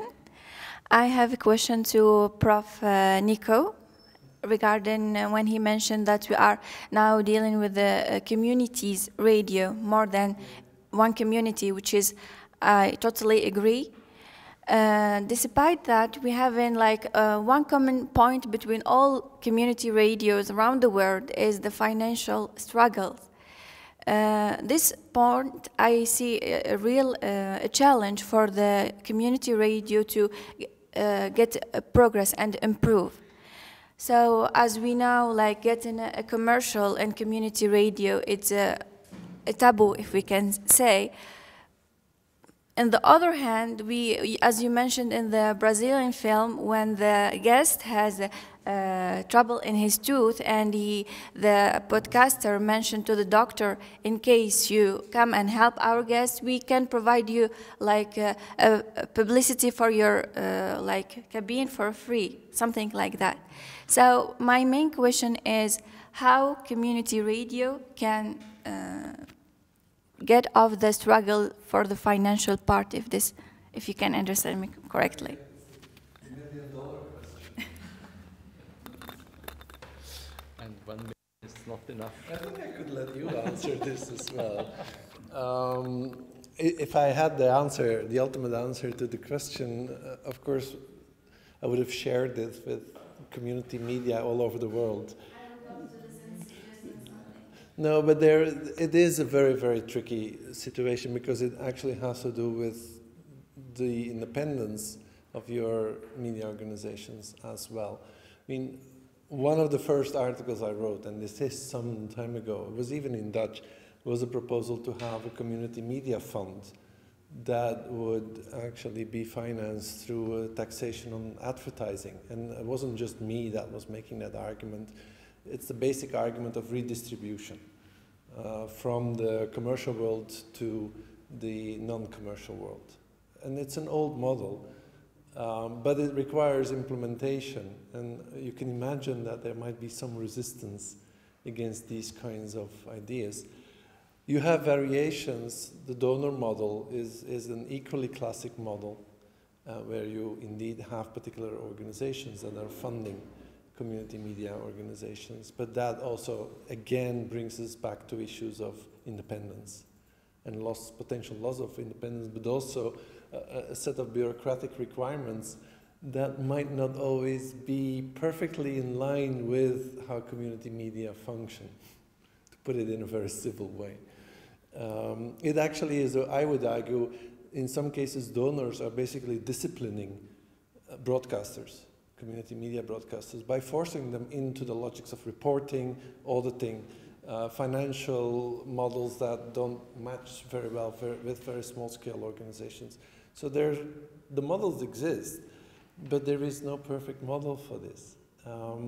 What the UK, and that's the third model, which is so much more the subsidy model, but what the UK has also shown, and I think Austria also has implemented the subsidy model, but what in particular I think the UK has shown is that it's a very, very thin rope to walk on because of all the requirements that are then brought into the equation through the subsidy model, where social relevance in the UK becomes crucial. And it puts pressure on the autonomy and sort of the free spirit of community media broadcasters. So it is definitely also not a perfect model. It really requires how it's implemented. So the models are there, but in many cases it's partially a political, well, and the donor model has many variations. I mean, you can also go to, in the US you would have individual donors, but in Europe we don't have that culture of individual donations. So there, if you look at the broader scale, you'll even find variations or other models, but none of them have worked perfectly. And maybe, and this is debatable, and then I will, once you give me the microphone, you're doomed. But maybe we also should not problematize the problem. Maybe this is part of the alternative. Now, I'm not going to celebrate poverty, but maybe the commercial model is also not something that needs to be replicated, and maybe there is something that is part of this alternative sphere. That means that the absence of abundance, which is not the same as poverty, the absence of abundance is also helpful. And it also stimulates creativity. And it also, and that's my most important point, keeps people outside of the logics of the market, which I think we need to protect. But that is, again, a very debated and a very difficult position to maintain, but I think it does matter. But thanks for the question. Others? It's either questions or coffee. Questions. You're doomed. Well, just a couple of thoughts on what has been said in relation to journalism and community media, because Cyprus is very small scene, and as I said, also civil society is weak. We do see a number of journalists actually volunteering, and I think this is the case in other countries, in organizing or providing services or content or being producers in community media. So you see the opposite also. I think their percentage is considerable. They are active also more broadly in civil society, and part of their activity, the ones that at least are pro-reconciliation and they're not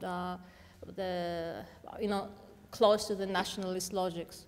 But we do see a number of them from both communities, and they come and work together. And of course, at some point, I think, they do bring this culture in the mainstream media that they work, the commercial media.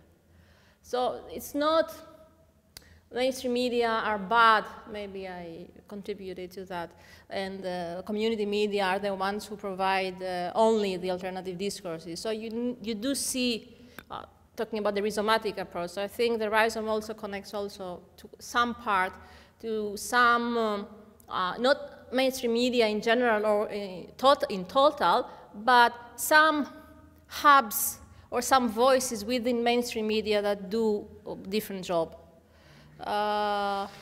And I have seen also students, talking about networks and rights, media and journalism students working in community media because they wanted, they're interested, but they wanted to get some more, well, ease with a microphone or a network, and then they went to mainstream media and continued, some of them working, being engaged with community media.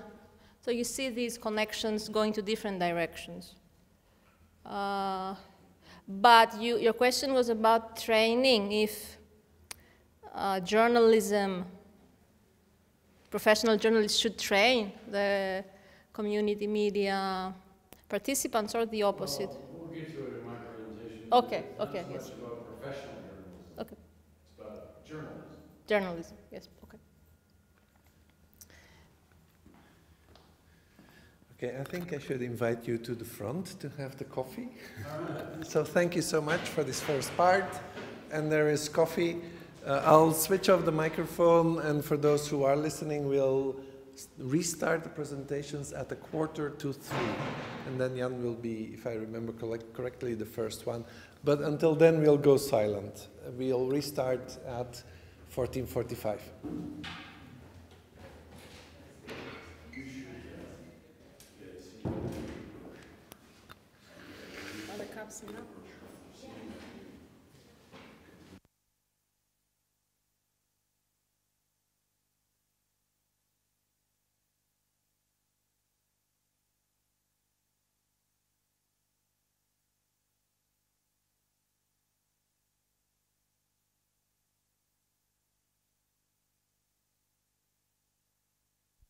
But we can't use both. Yeah, it does. But we'll use it for discussion, but not for this. So let's start again. Jan, all yours. Okay. Thanks a lot. Hi, everybody again. Thanks for the invitation again. Even as I think there are two things that a little bit problematize or complicate my participation here. One, as I warned Nico already, I'm not sure if I am the right person to speak here, because in contrary of you, I'm not so involved in the topic on community of or alternative media in my professional or academic life. But Nico knows that in my CV, professional CV, there is a small part, and in my hard disk there is a small folder, 5 years old, which has something to do with community media. And Nico didn't want to surrender and said, speak about it. So my contribution for today's program will be So we're on the screen? It's on the desktop. Yeah, Křeček here.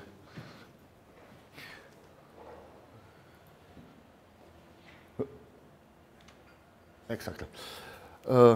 Will be about one summer in year 2014 when we tried to contribute in the process of establishing sector of community media in Czech Republic from up to bottom, which is a little bit problem. The second complication is that Nico chose the date for today's seminar, one of the 3 worst days in all half year. Because on Fridays, one Friday, first Friday in every month, there is a distance stadium. So from all the parts of Czech Republic come the students, which we see only 3 times in semester, and they really expect this service all the day. So all through we make some schedule movings all the morning till 12:20 I was teaching. Now in the break I was going to lunch. And at 5 o'clock I have to continue with teaching and consulting. So I can join you to this discussion only for first minutes. You can bring them here. I can, but the problem is that they have to consult their own analysis and before they even leave to their homes, 6 or 7 or something like this. But I think will be not big loss there. One, because from the first reason that I'm not so involved actually in this topic. And maybe second, if you see the name or title of my contribution, Failure Teach Success, at the moment when I see it, I don't think it's appropriate. If the truth should be said, I was late with sending Nico my abstract, and at the very moment I was thinking, again, what's the title? So I opened the, the website with the English proverbs and looking for one which will fit to, to the presentation. But at the moment, I don't think that our project was failure, because using the sport terminology, you need the match starts, and then you win or you lose. But our project, which we did, and what I will speak about, was not sent in a political decision process. So there was no failure. There was no game, no match, there was no failure. We prepared the team, but team was not allowed to enter the pitch. And success now complicates, no, it's the second reason why maybe you will not miss me on the discussion, because I am not sure that if our project would be accepted, it would be a success. It will be the one example on the end of my presentation that maybe it's better that our project wasn't born and started to work and stimulate the changes in Czech media environment.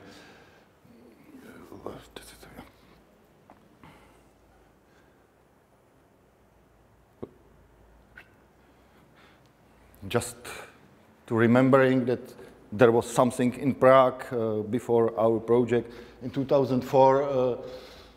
It's still possible to find this invitation, this poster, and this program on the internet till today. That in Prague was held in 2004, the media forum, which led to the in Prague and Freistadt in Austria, which led to the to the establishing of Community Media Forum Europe.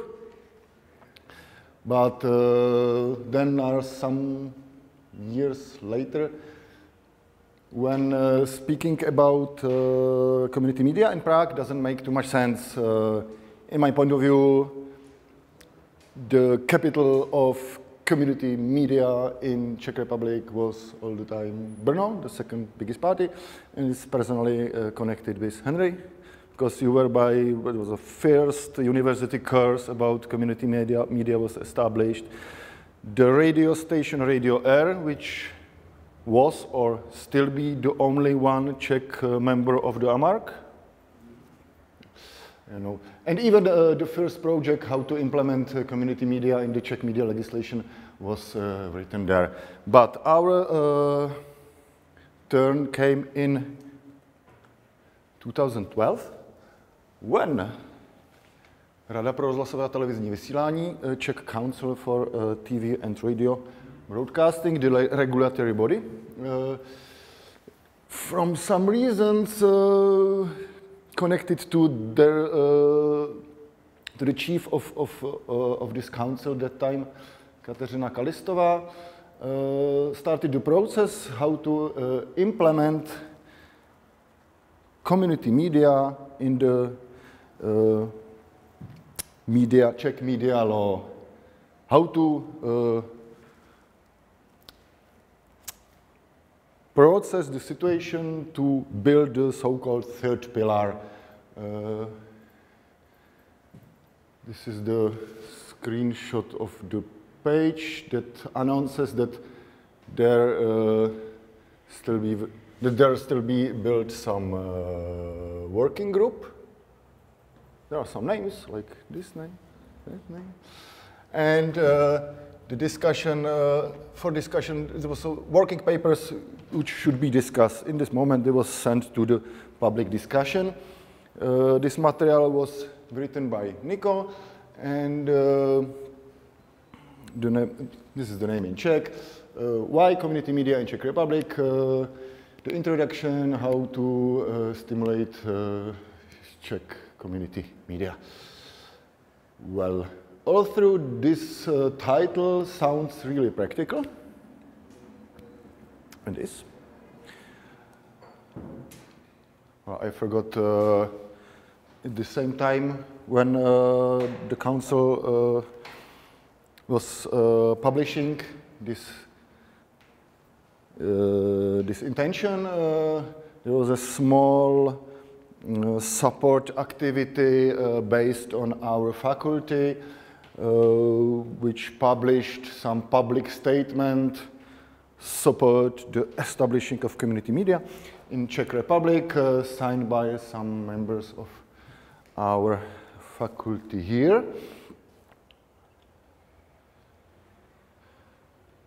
But back to council. To that council, when came 2013, which was the term that from public should be sent some proposals about this project, there came almost no proposals or no commentaries to this Nico's text.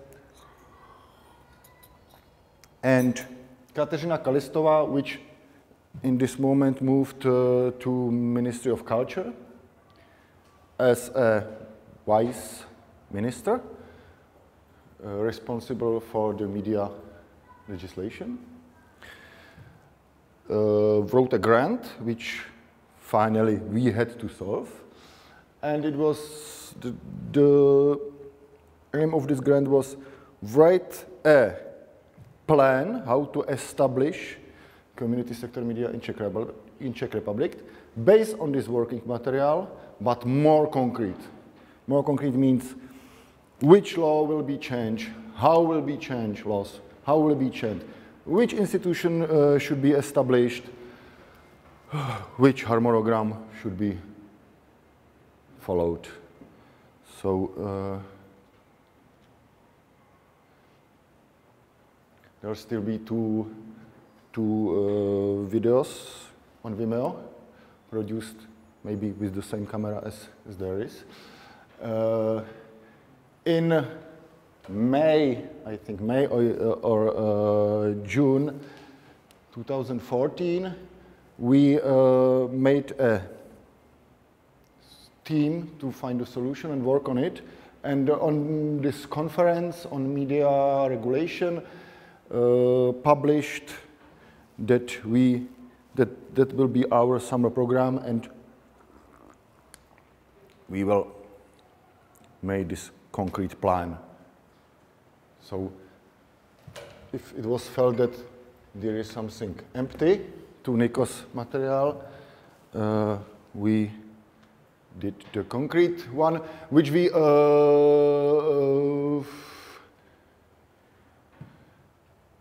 did through the summer, and to the public we introduced it in the November or December 2014. And so that's the structure. If you are interested in it, I printed yesterday some copies. It's in English, so feel free to take one if you want. Now I will make just a small introduction. As you can see, there are 7 parts which for us at the moment are the first 5 are important. So the definition of community media, community-based media, then following this definition, which condition should fulfill community media when he wants to be a so-called registered community media, community-based media. Then there we were counting that there will be established a small commission for community media by the Council of Radio TV Broadcasting, that there will be established a fund for community media, and there will be established an association of community media. Now I'll show you really briefly the basic principles of all these 5 parts. So for you it's not necessary to to say it again, what are the main principles where the community media are based, that they are independent of, and then you name state institution, local or self-administration bodies, bodies of political parties, political movements, churches, that they are governed by community interests, answers to its community, its activities, media services provided in a community, for the community, about the community, and with the community, carries out activities in the public interest or the interest of civil society, medium for public debate, contributes to social intercultural dialogue, and so on and so on. Non-profit, that people working there are working as volunteers or at reasonable fair wages. The financial questions, and that the majority of the broadcasted content should be spoken word. The more interesting thing is are the conditions which we wrote in this list, which should community media fulfill when it wants to be registered and to enter the program, which of course the main profit would be that there will be funding on it. So there were some conditions that community media, radio or television, must meet criteria or conceptual features as the founder and operator of community broadcasting is an association set up for this purpose by the community under the relevant provisions of the new civil code, which now is no more civil code, so 2015. That association status reflects all the principles mentioned in the definitions of the community media, the previous ones. That the content aired by the community medium reflects all the principles mentioned in the definition of the CM. That, and now comes the arbitrary signs which we did, that to prevent fake community medias, that there were some conditions that before the registration, the community must exist at least half a year, broadcast at least 5 hours a day, for 5 days a week, that at least 50% content are created by and for the community, at least at half should be spoken word, that community media every month is doing so-called community hearings in community areas, the best in the place where the technology, where the technique is. That at the moment of the registration gives the financial and staff report, which declares that there is no funding from commercial resources or some political resources, and that the staff, they are not media professionals or financial report. staff report which shows that the medium staff are independent from public administration, local self-administration, leadership of political parties, movements, churches, business in the media market, employment in a managerial position of the other two broadcasting sectors, or so on.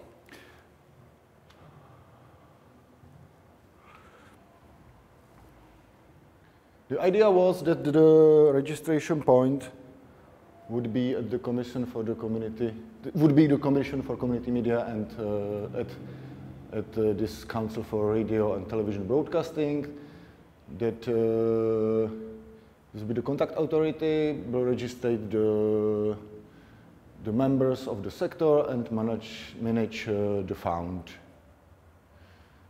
They will actively seek for other technological platforms. The main reason, the main space which we were thinking about when mentioning community media, community radio, community television was of course internet, because of lack of terrestrial frequencies in Czech Republic. But in the future, we were expecting that if it will work, there will be found place in digital radio multiplexes or the public service multiplexes, the radio, the DAB radio, or DVB-T2 for TV. So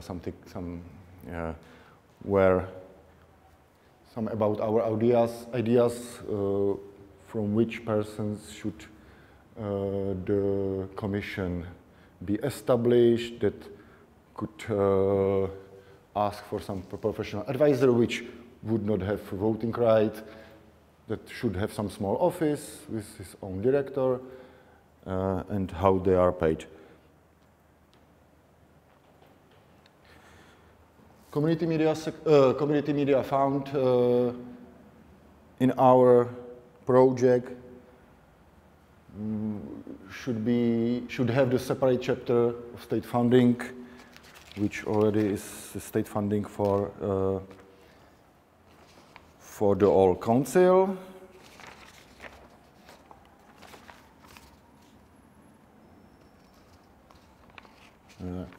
But there are some small additional fundings, like from European Union, grant sources and donations. And there should be two types of grants which should be paid by this fund. One, as a supporting all war community media sector, should be done case by case, and the idea was that this type of grants should be primarily designed to support and promote the community media sector or the communities themselves, their education, training, and related analysis. They are not an entitlement. The primary applicants, apart from the communities themselves, are the relevant academic workplaces and the professional public. But then, and for the concrete community media, the more important were grants for RCM, so for the registered community media, which the idea was there will be no competition, the entitlement grants, when the community media or registered community media fulfills all the competitions, all the criteria mentioned in the previous 2 or 3 slides. And then we wrote that there could be 2 types of these grants. One should be the startup, which counts with some start injection to buy some techniques, computers, and then some operating grants. And of course, the community media fund should sign some, for the whole sector, the frame agreement with the copyright owners.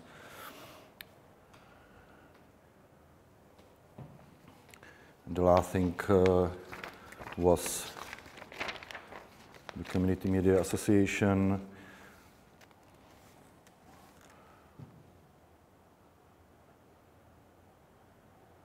as Union of Associations, Union of Community Medias, when the registered members automatically start to be members, and that is the place where the sector is self-governing and self-driven. Mentioning time schedule is at the moment not so necessary because, as I said, this program was never realized. So if you look originally, now we should be in the phase 2, which, just for curiosity, every 6 months the Commission will tender out startup and operating grants for RCM. There will be a gradual phasing out of the initiation grants in favor of startup grants.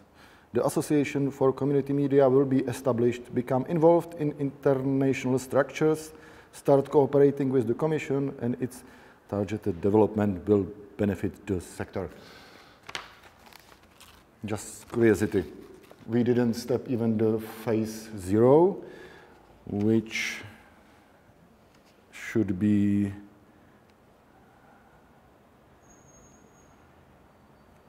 the contracting authority, which at the time was the Ministry of Culture, transposes the legal frameworks for a functioning community media into the existing legislation and subsequently initiates the process.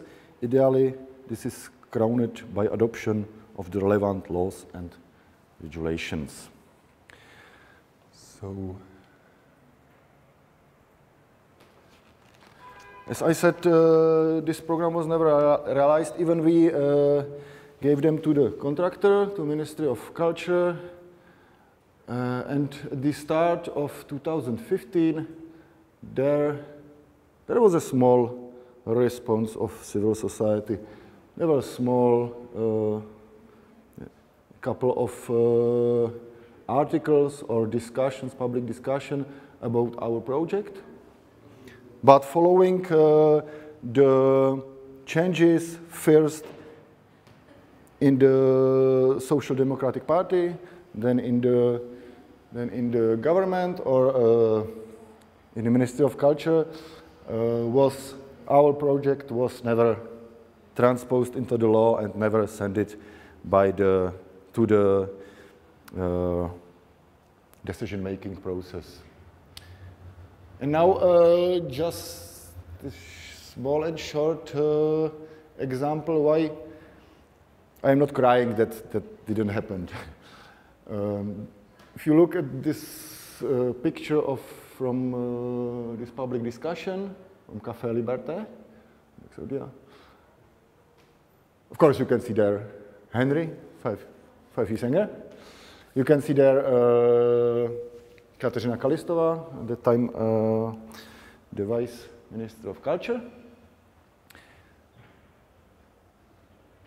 And that person on the left, I don't show you him because his face, but because of his hoodie, or the motif hoodie. I don't know if you can recognize it, but it's really well-known motif, refugees welcome, bring your families.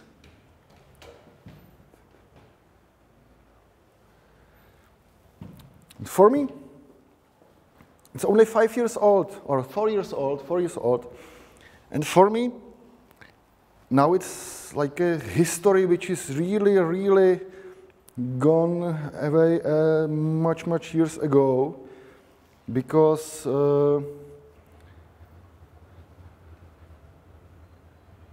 just to show you the rest of my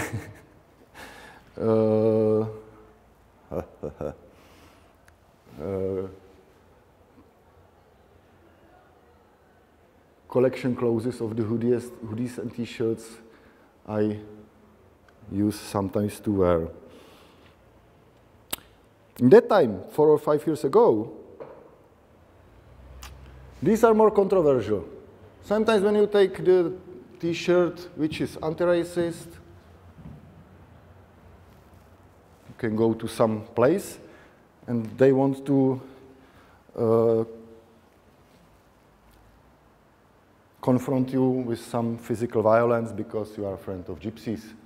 Or you can go to another place with the hoodie with Ilyich Lenin, and you will be beaten because you are a commie. And that time, 4 or 5 years ago,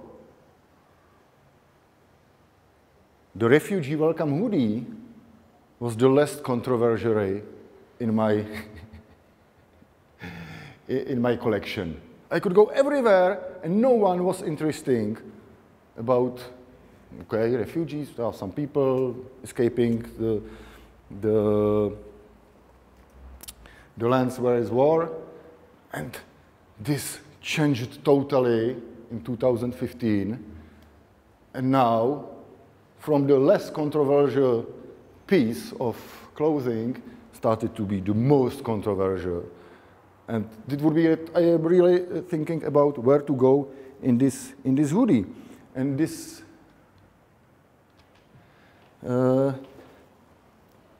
changes,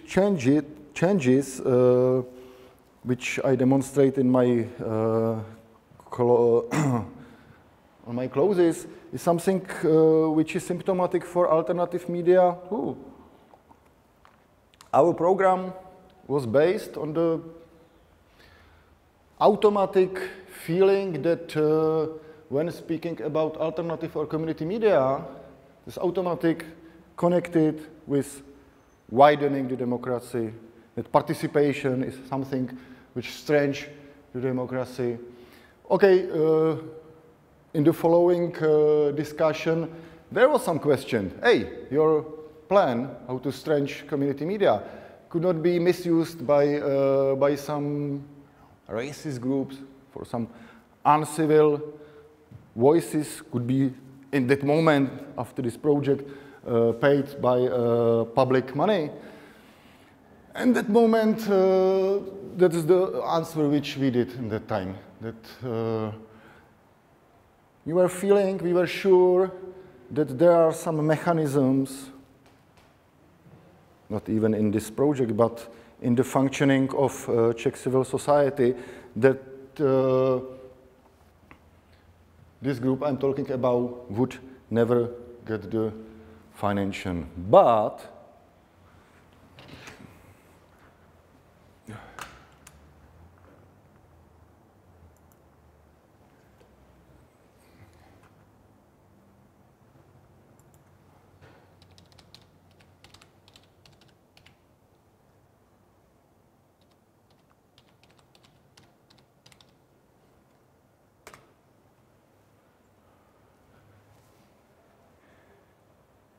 if the people ask us that time, okay, is there some community media which works already now and is able to fulfill your conditions, so it's already broadcasting 5 months, 5 hours a day, blah, blah, blah. So at that time it was radio stage culture. The small radio, which was based in Prague, Žižkov, and was based on different, mainly music subculture, but lifestyle subculture and so on. This radio doesn't exist anymore. And I'm afraid that if it would be that our project would be in progress right now, the only radio which could ask for registration at this moment would be this one. The radio of community of conspirational theorists, latent racists, homophobe, Islamophobe community. So that's my nightmare, that sometimes I'm saying, oh, when it would happen and our program, our project will be accepted. No, that's not mine. No,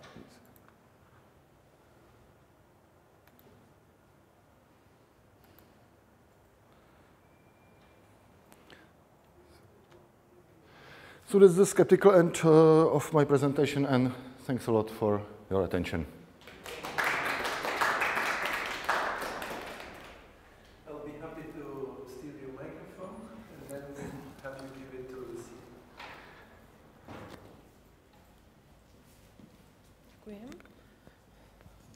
You can do anything you want with it.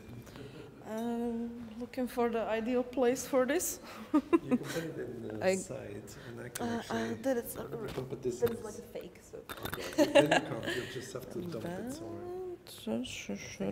Oh, something like this, and there we have this little thingy. Perfect. And I hope I will not break that. Okay, and just a small preparation like this.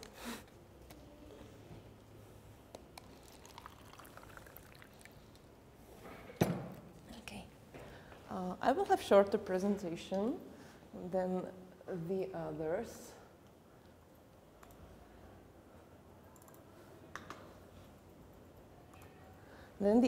But it will be also much more pessimistic. So I chose not to spread the pessimism through this whole thing.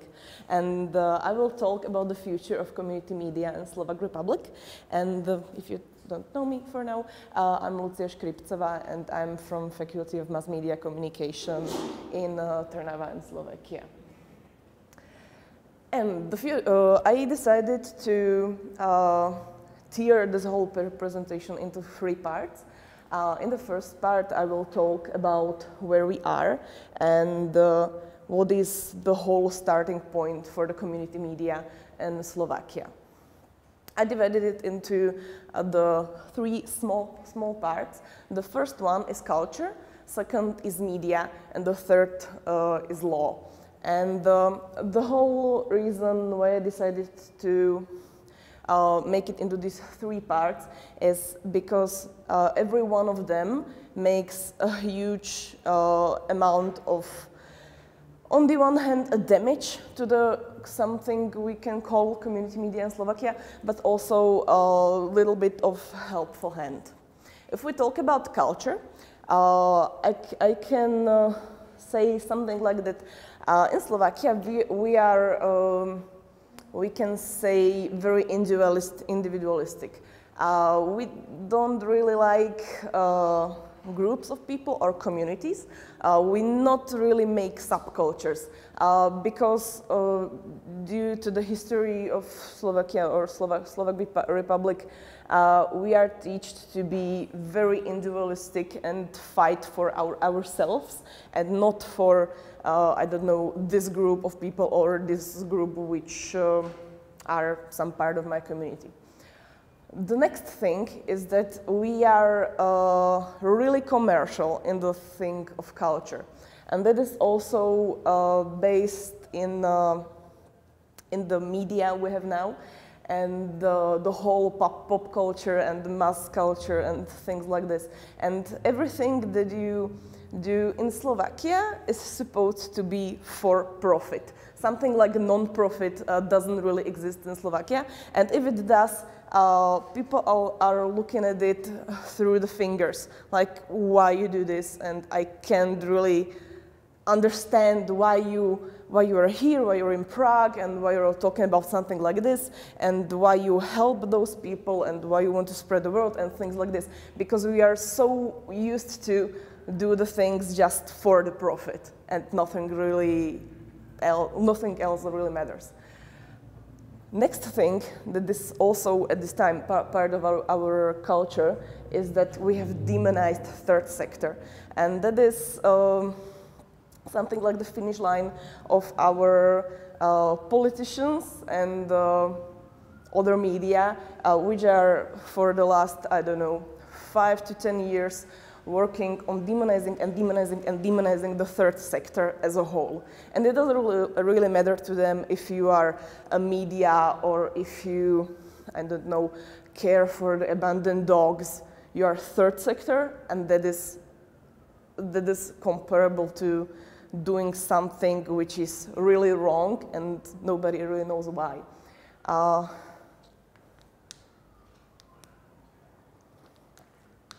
This whole hatred to the third sector comes from two things. The first thing is, like you said, alternative media in our Slovak context, which means people who spread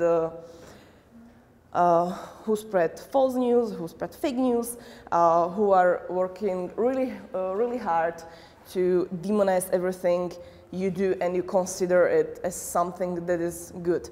And this whole rhetoric about fake news and what is right and what is wrong are actually right now also in the rhetorics of our politicians, which means that most of our actual government, which has real power, are considering third sector as something that is bad. The last thing in our culture, which is, I think, one of the saddest ones, is that the journalists in Slovakia are target of politicians and in many times also the target of the audience, the target of people who want just to swim by some things like, oh, I stole $1 million from you and 2 million and things like this. And I don't really want to know to be in the center of some media. And journalists that are doing investigative journalism as a whole are attacked on a daily basis. One of the latest news of this field is that I think it is something like 6 or 7 journalists in Slovakia which are doing investigative journalism were the target of one of the people, which is definitely like this, that they don't really want attention because they are stealing from the other and from the country. If you talk about community media or media as a whole, we have few problems. The first one is little awareness about that something like community media really exists. If you ask, I don't know, like anybody on the street, nobody knows what it is.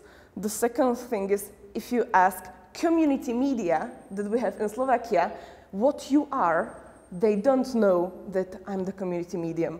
And second thing is also absent knowledge about how to do what I am doing, and I don't really know how to swing along it. And most of them, of course, are signs, because I think we don't have community television in Slovakia. Few community radios, but most of them are signs, and most of these signs are made by a group of one. So it's more something like a pamphlet, let's say, of one. The next thing is strong social media in Slovakia, which is also the thing that if your country has community media and you are actually in the digital age fighting with social media and which one is stronger and which one has bigger impact, then imagine that your country doesn't know what is community media, they don't really have one, and then you have strong social media, and the whole thing of the future of community media is becoming to be a little, let's say, pessimistic. The third thing is legislature, and it is very much saying what is community media and if we can eat it, because our law really knows only 2 types of electronic media broadcasting, which is public service and commercial, and there is absolutely nothing and also no option how you can broadcast community television or community radio if you don't have license. What already happened, which is a little happiest part, consider it. We had a few bright sides, let's call it that. The first one are student radios, and whether we consider them community media or not really community media, because of the whole thing, as there was said, that the whole organization system and who is a lead and how do they get their finances and so on. But if we consider them that they are some kind of community media, then we have something, because in Slovakia we have, I think, like bigger ones 3, and the smaller ones are like 10, I think. So it's something, and it's something we can work with. If I consider also signs, there are quite many signs that has like half a year or a year, and very few which are called, let's call it older. That means, for example, we have 10 signs in the whole Slovak Republic which are older than 45 years. Next thing that is helping this whole bad situation are culture centers, which are mostly focused on art and subcultures, but we can also call them as some kind of aggregator for the people and for the subcultures which somehow tend to make some kind of community media. We have religion media, and this is one of the most crucial moments, because most of the religion media in Slovakia, you would expect them that if maybe in some future will something like community media come to our legislature, that they will be happy and they will accept it, and that will be the way they will work. But most of them are commercial, and they tend to stay commercial, even if something like community media came to Slovakia. That was one of my researches, and of course the whole point why is, but that's money, and we are not doing it really because we like our, I don't know, our audience, our religion, our something, but still it's money. Also, if we're talking about alternative media and the whole fake news and stuff like this, in Slovakia they have really big impact, and most of them are making millions of euros a year. So next thing, we have like something small, something positive, is community media associations, but unfortunately they are only for administration purposes, because if they want to, for example, we have in my city, where is my university, we have community radio, which is I think 8 or 9 years old. And due to the legislation, of course, they don't have some kind of license or anything, because they are only on the internet. But if they wanted to broadcast music, they needed to be some kind of group, something which has a name and all the things. And they are right now taking other small community medias in the city and in the region of, I don't know, like 50 kilometers to go together and do something about it. But they are still staying in the administration purposes and not doing something like together, for example. The next thing is the whole pessimistic situation about academia.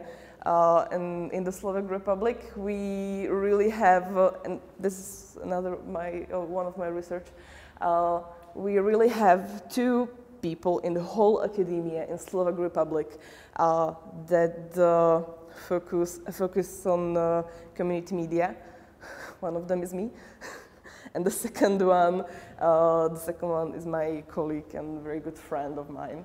So the whole projects that are in Slovakia basically stands on us, which is really sad. And that got us thinking, what we can do about it?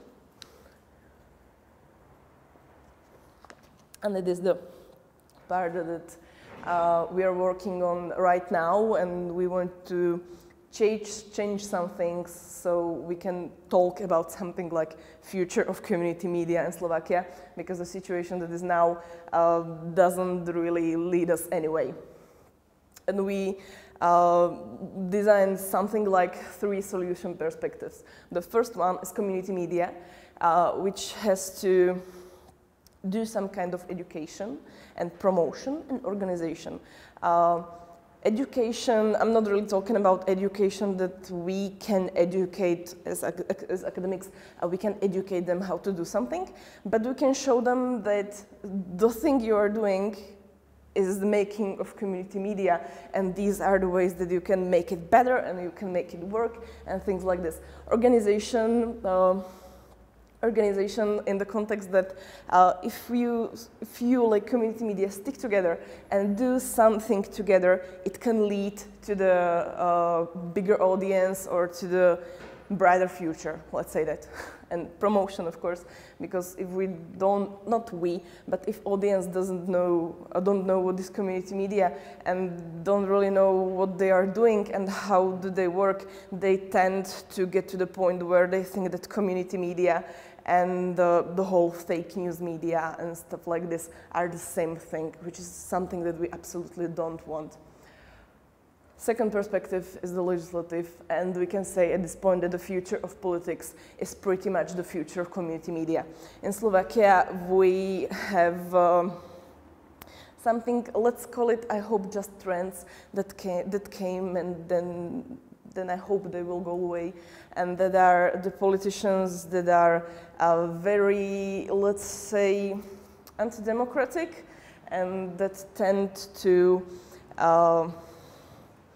to put people in the boxes and things like this. But the last election we had, the election of the president, was, I think, a brighter point, and there are some, I hope, leads that will show us that also the future of Slovakia is still democratic and not something like Hungary, which is the worst part where we don't really want to get.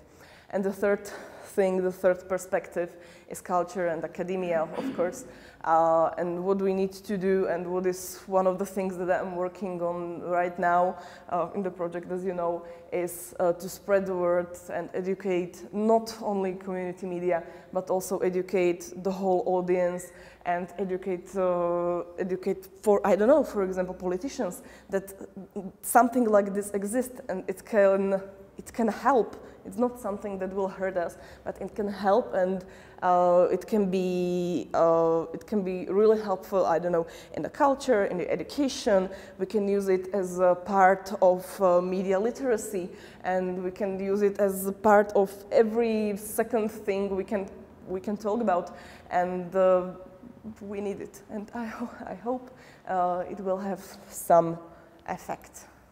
And that's it. Thank you.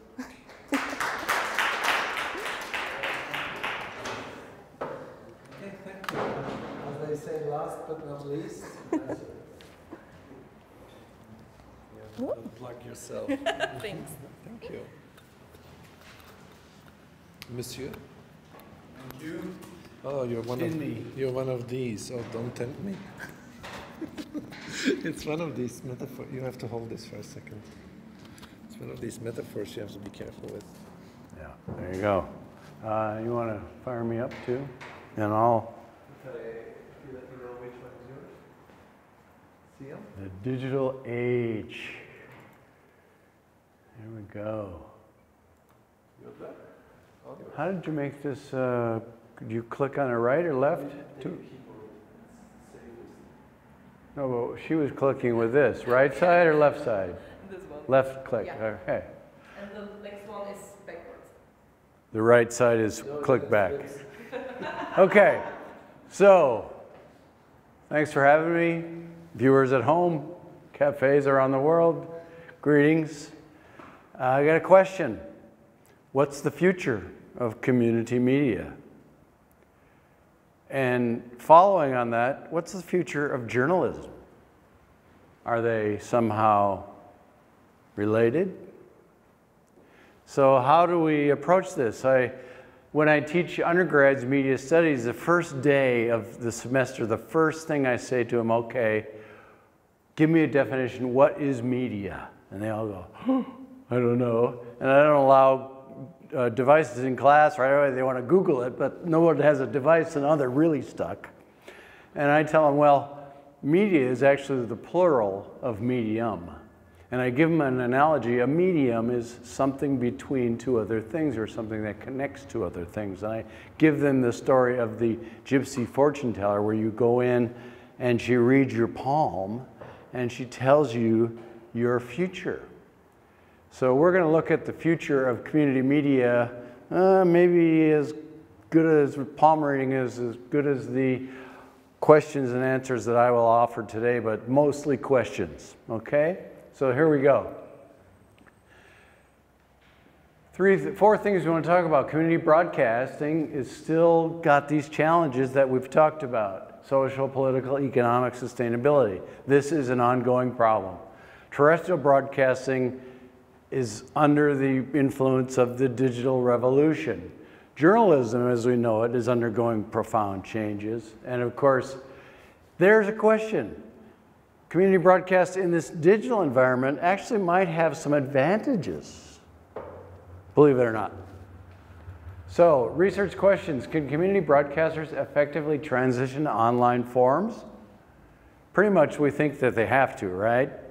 Will digital natives value and adopt the concept of community? These Facebook friends, will they really find out that they need face-to-face social neighborhoods and real human interaction? And does community media have a role in the future of local journalism? So, old school, we know about community media. Here's an example of community media in Northern California. Community access TV, broadcast TV, FM radio. And this doesn't even include the new 1,000 nationwide LP-FM licenses that have been granted. There's probably 25 low-power FMs that aren't even on that map. So we know that it exists. We know that it's a phenomenon. We know that it can be powerful. Old school, here's the UK.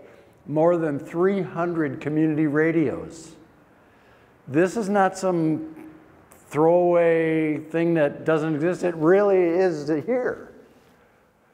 Here is an old table from, I believe, Peter Lewis about the content of community media in Europe. It's about 10 years old now. Maybe I should be doing this one. Now, let's keep going. And we tend to have a Western view and a Northern view. You know, there's a whole world out there. Bangladesh has community media, community radio.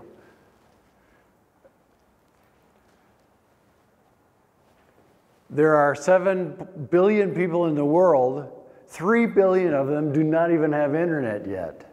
So if you're thinking that online is the only way, there's still room for growth. They're thinking that there will be thousands of new FM community radios in India, for example. So we can't just jump ahead and assume that online is everything to everybody. It's not true. Here's USA.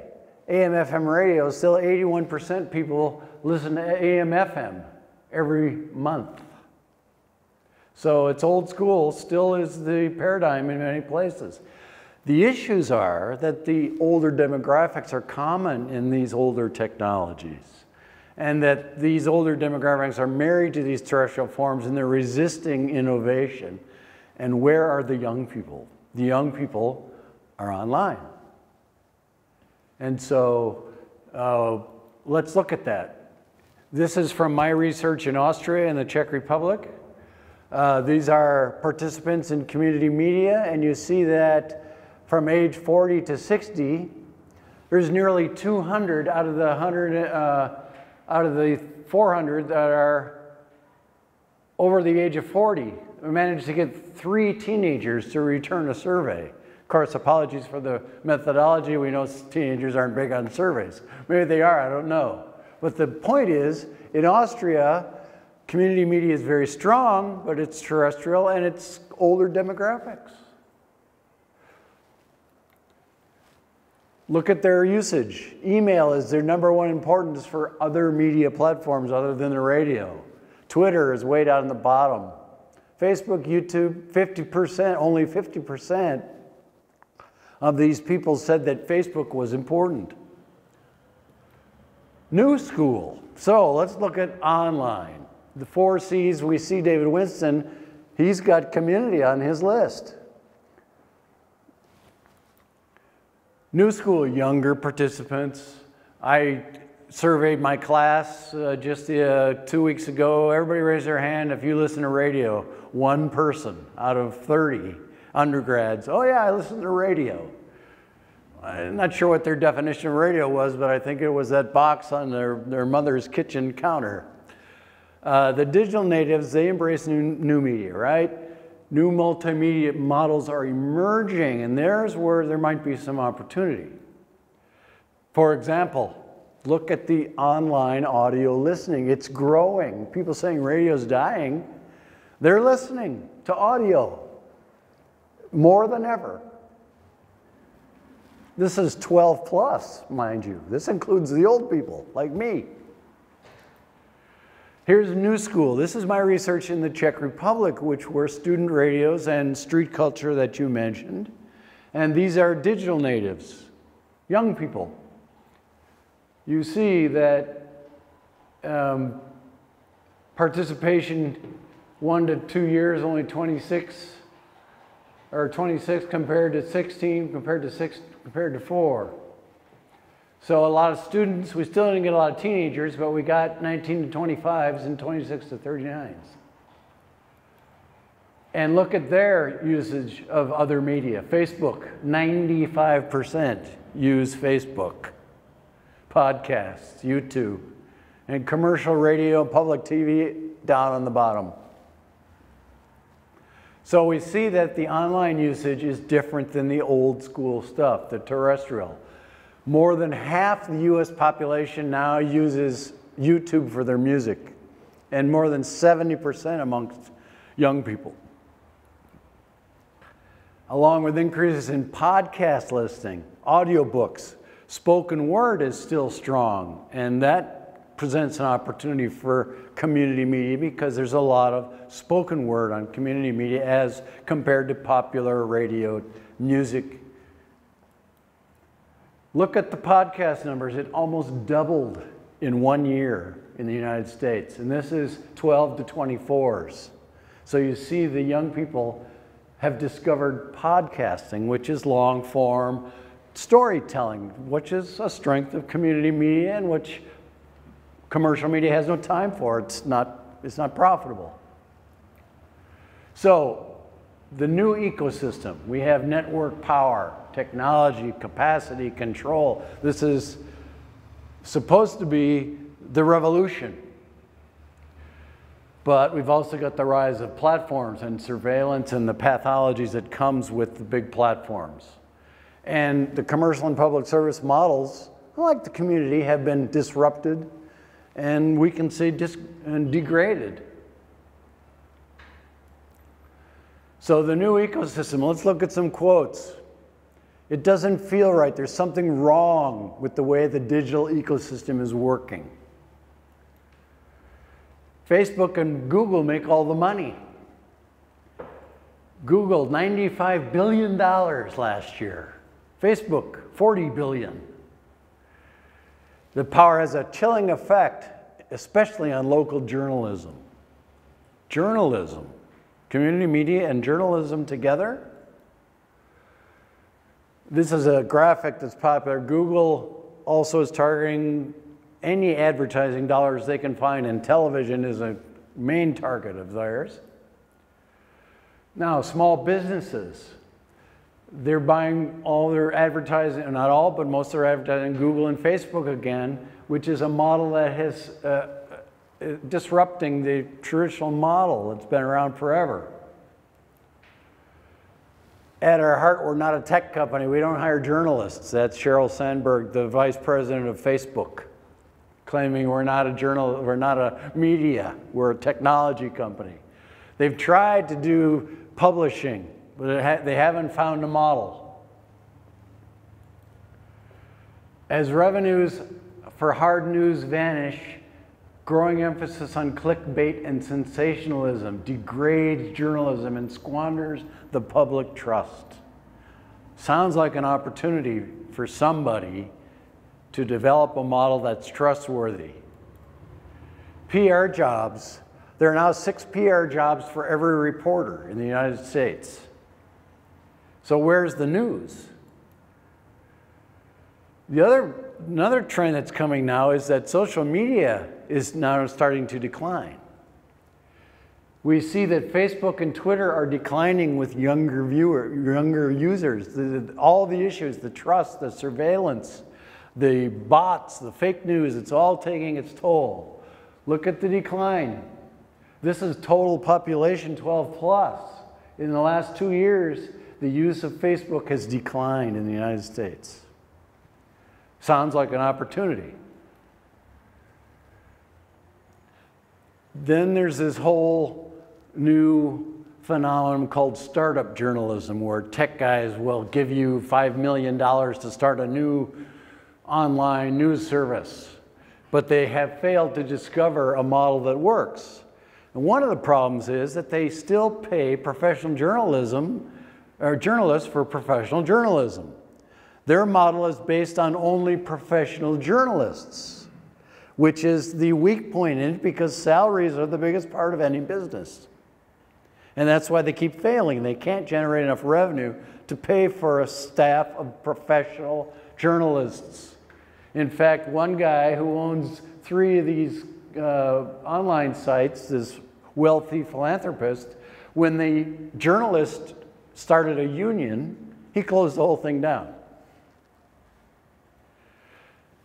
One trend that is noticing now is that these startup local things are being absorbed into public service, local public service broadcasters, because their tools and their expertise fits well in a local public service broadcaster. Wonder if it could fit in a local community broadcaster. How would that work? 1 in 5 Americans now lack access to news. And what happens when the news goes away? You get higher pollution, you get corruption, you get less democracy.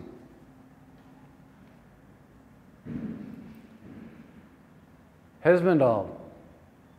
We need greater control of the media industries. The platforms have gotten out of control. They can't be trusted.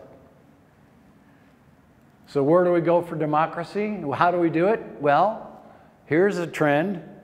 We're taxing platforms now in Europe. Just like they tax advertising in France to pay for community radio, we're taxing platforms now, and they are still deciding what to do with that money, what to support to build democratic and pluralist societies, and trustworthy media that produces local news. Am I hearing anything about community media in these statements?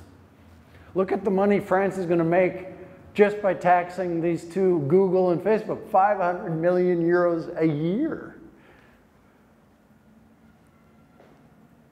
And EU, most observers are saying it's only a matter of time before the EU implements a Europe-wide tax on the platforms. And what to do with that money? Mark just came out with a statement that we have social and professional ethical responsibilities of journalists. Yeah, not a secret there. Citizens journalism. Here we go. So can we have citizen journalism in community media organizations? Can we train up volunteers or reduce the biggest expense in journalism business models, which is salaries, and use really cheap and effective online tools for production? Citizens journalism, online and digital journalism conducted by amateurs. Think about it. What's Facebook? People shooting their own videos. A lot of the videos I see on Facebook are better than the ones I see on commercial TV. In fact, commercial TV is now using amateur videos because people like them better. So there's a significant relationship between community media and community members that creates true sustainability. And one of the things that was mentioned across all of these presentations is the issue of sustainability for community media. We know that there are issues in the terrestrial world. What transfers to the online world? Are they all the same? I would argue they're not. But in fact, there are advantages to community media. There's trust, there's community engagement. If I'm a fan of popular commercial radio, I'm fickle. I'm only there for the enjoyment, and if it doesn't please me, I go away. I'm fickle, but if I'm engaged in a community, I'm invested. How on earth could radio realistically compete in this? The secret sauce is curation and locality. Stories fuel movements. Collaboration creates stronger communities. Information is power. So here's the old school model, the linear model that we've all seen, content through the medium to the consumer. Can community do this? They're already doing this. They've been doing this. They're the original user-generated content. They were that before there was any online. They're uniquely qualified. Can community do this? That would be the question for Helmut is, can you train people to do this? To set a goal, to a strategy, to observe, to question, to compose, to report, and to distribute? That's a question, because we can't afford to pay all those salaries if this is going to work. But it is working places. Here it is, Sheffield Live in Sheffield, England, where they do a nightly newscast on television every night.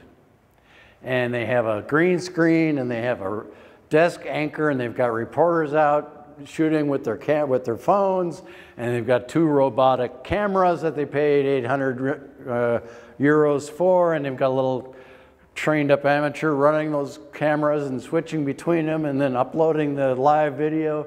It looks great. It's news. It's journalism. Community journalism. They're already doing it.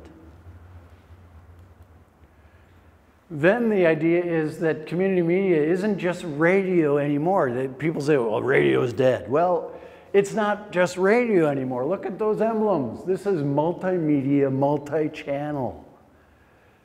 You can call it Flux FM, the alternative in radio, but it's also Facebook, Twitter, YouTube, Instagram, SoundCloud, website, WhatsApp, all across it. And those all have individual, they have video, audio, text, images. So this is where it could go and it needs to go for success on the online and the digital age. Here's another example, Radio R. They call it radio, and even the students call it radio, but this is about 130 volunteers who make videos and sponsor events and go to concerts and upload texts and images and videos and podcasts, and it's so much more than radio. It's multimedia, multi-channel. So, is there an advantage? Well, community media always has had, if you're a successful community medium broadcaster, you have a successful fundraising ethos, whether it's from government funding, institutional donations, but from the community. If you're community-based, you have a better shot than if you're just a commercial operator, because those markets have been disrupted by the platforms. You need to be sustainable socially. That means that you're integrated into your community, that the community is behind you, they're volunteering, they're the ones that are going to go out and ask for the money. You need to be politically sustainable. You need to make sure that if you're getting funding from outside sources, that you are active in cultivating those relationships. And of course, economic, that brings it all together. Where are your funding sources? How are you managing your money? Are you a good operator using the tools that successful broadcast enterprises use?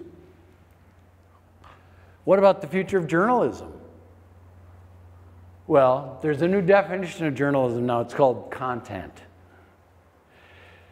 People have redefined it because they don't know what is news, what isn't news, and we have content creators now. And so community media, community journalists, community participants can generate content that fits their community, that's trustworthy, that will be used, that will be welcome, that will be valuable to communities. The new ecosystem is participatory and amateur. It's, where do you go if the president was assassinated? Where would you go? You'd go online, you'd probably go to your Facebook and see what your friends are saying. You'd go to your community, and these people are not professional journalists. They might be curating content. There's a new business model available, a social enterprise. And there are new priorities for consumers and news consumers: trust, security, local, community. Community journalism, aha! So there is such a thing. But it should be multimedia, can't be just radio. Audio is just one part of it. It should be multi-channel. It's got to go out on all these different platforms because that's where people are. It's got to be multi-directional, meaning that the content flows back and forth, participatory. You need appropriate standards. If we're going to train community journalists, they need to have standards. Maybe not Pulitzer Prize winning standards or New York Times 3 collaborative fact checks, but we need standards. And that would be something that Helmut and people of his expertise could develop, standards for community journalism. We need appropriate tools. Yeah, these good online tools that make it easy for amateurs to make and deliver news, and training to use them. And then, of course, low expenses. We're not paying salaries. We're going to find people who want to be journalists in their spare time. And then community-based sustainability, which is the same as it was before the online world. All those things that matter still matter to community media. You're sustainable by good management, social, economic, and political sustainability. Yeah? So, that's it. Thank you very much.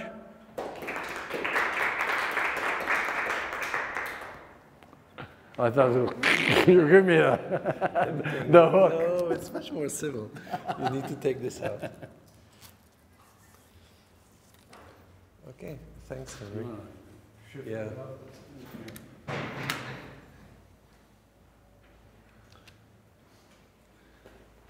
So we still have some time left for questions, although I'm not sure what you did with the mouse.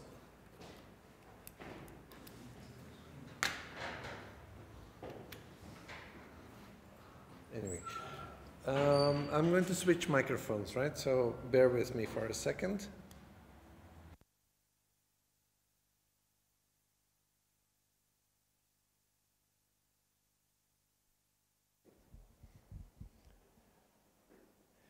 So we have time for discussion, as always, like something like 15 minutes. Then we'll have another break, and then we can start, because everybody's still here, which is the ultimate moment of courage, we can start that roundtable discussion, which might not look like a round table in a room like this, but shouldn't spoil the fun.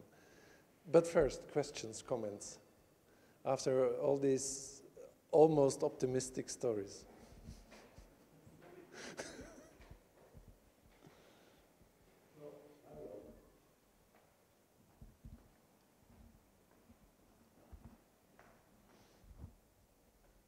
I will ask the same question I asked before. Now that you've seen my presentation, you've seen my hypothesis about the role of community media in the future of journalism and the possibility of community journalism.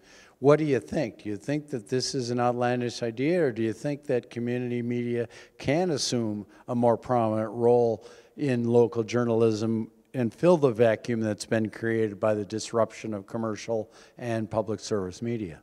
So same question to anybody. Start with you, Helmut. Sure, it's a difficult question, but just about our experience, I don't think that community will replace completely local journalism and can replace it, but I think they will and can contribute. Because that, I think, is a difference. In Germany, you have some regions where regulation is really like that they have the obligation to deliver, I think, half of the program with content on relevant for local journalism,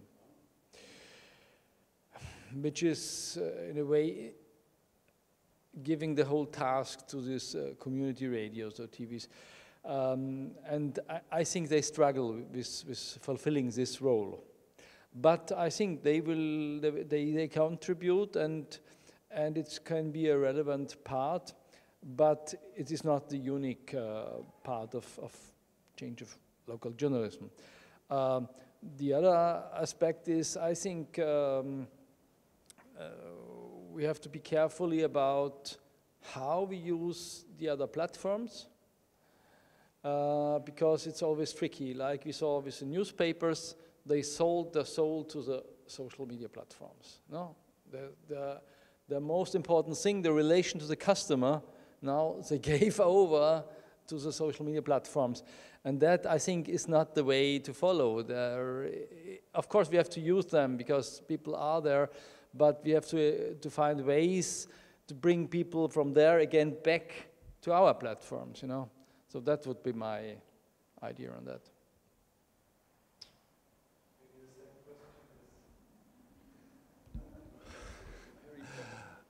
Okay, I can say say a third time that I'm not a big specialist in this area, but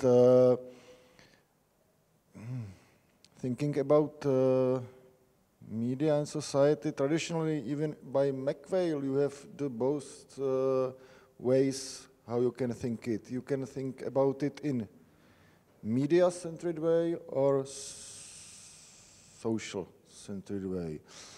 And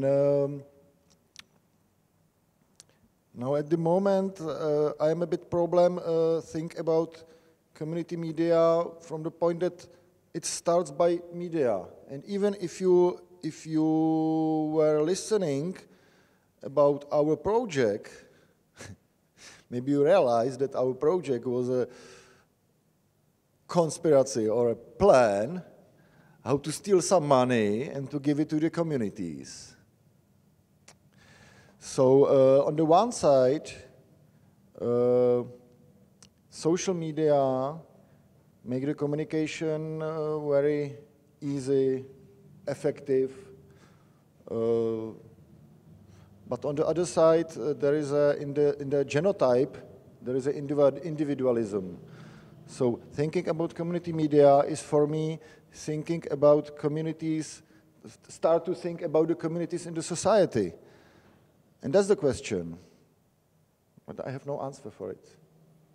I have a problem to deal with these two points, and on the one side it's easier, but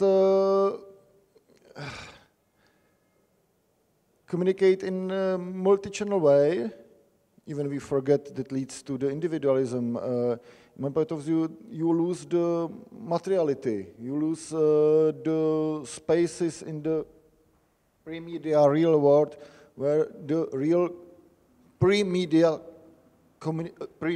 life is going on. So.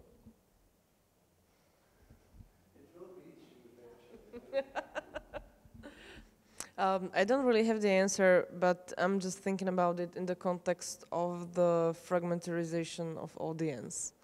Like, what the future of separated audiences can do with concept like this. This is the only thing that I'm really thinking about, but I'm pretty much the same, that I don't think I don't have the answer, that I have the answer. Can I add something? And then it will reach you, I promise. One thing to be careful with is, of course, to conflate community media and journalism. And to say, like, they're the same thing, or ultimately community media is the savior of journalism. That would be deeply problematic, because I think we also need to acknowledge that in many cases citizen journalism is deeply problematic because it's incorporating ordinary people into the dynamics of mainstream media companies, basically exploiting them and getting their free labor out of it. So there is a dark side to some of these dynamics, which always should make us a bit careful in saying, like, okay, they're the same and one will save the other. But I think what community media have to offer is a particular journalistic ethics and a production ethics, which I think is better, a production ethics that is very difficult to find in many other places. And that connects also when you were switching from journalism, news to content. It's the same switch. You don't need only to look at journalism ethics. We need to look at production ethics, which has become something else. And I think there community media have a vital role to play in allowing their logics to cross-fertilize with what journalism tries to do, or what good journalism tries to do. And I think that's one of the areas. So it's much more looking at what kind of knowledge base community media have, I would say. In that sense, I totally agree. There is a lot that community media can claim when it comes to production ethics, but also when it comes to not just the ethical dimension, but the redefinition of journalism, the different ways of looking at objectivity, the different ways of looking at relevance. There is something that community media can offer. And third point, and then I will be quiet, it's not only about ethics and it's not only about redefining journalism, but it's partially also about looking at what kind of media structures you want, how the individual journalism, the individual producer is connected to a structure, an organizational structure that probably needs rethinking. And it's also about how the audience then becomes connected to this, what the power relationships are. And that reconfiguration has already happened in a way. But then rethinking how this should be played out in practice, what the position of the audience is, what kind of literacy we actually expect from the audience, and what we appreciate the audience to have. I think that is equally crucial. And my argument would be, and that's one of the projects on Cyprus, we need community media literacy. We need people to understand what community media are about, but not just for the sake of community media, but for the sake of democratic communication. And so literacy then becomes something else. It's not like teaching kids how to read a newspaper and to understand that ideology works in many different ways through newspapers. Yes, that is crucially important now. But it's also learning that there are other ways of producing media, that actually community media also offer ways of learning, going back to what you were saying, that should also be integrated into literacy, into knowing what media and knowing what communication and knowing what discourse is. So, well, sorry for the mini lecture, but so yes, point taken, but many buts. You had the question, and if you don't mind giving the mic to the back. Yes, actually, I think that there is a room for community journalism in the future. In case we raise the awareness of its function and why it's important and worthy to be. And you mentioned a really important point here when you talk about like community media. When we talk to people about it is not about only, okay, what is it, community media.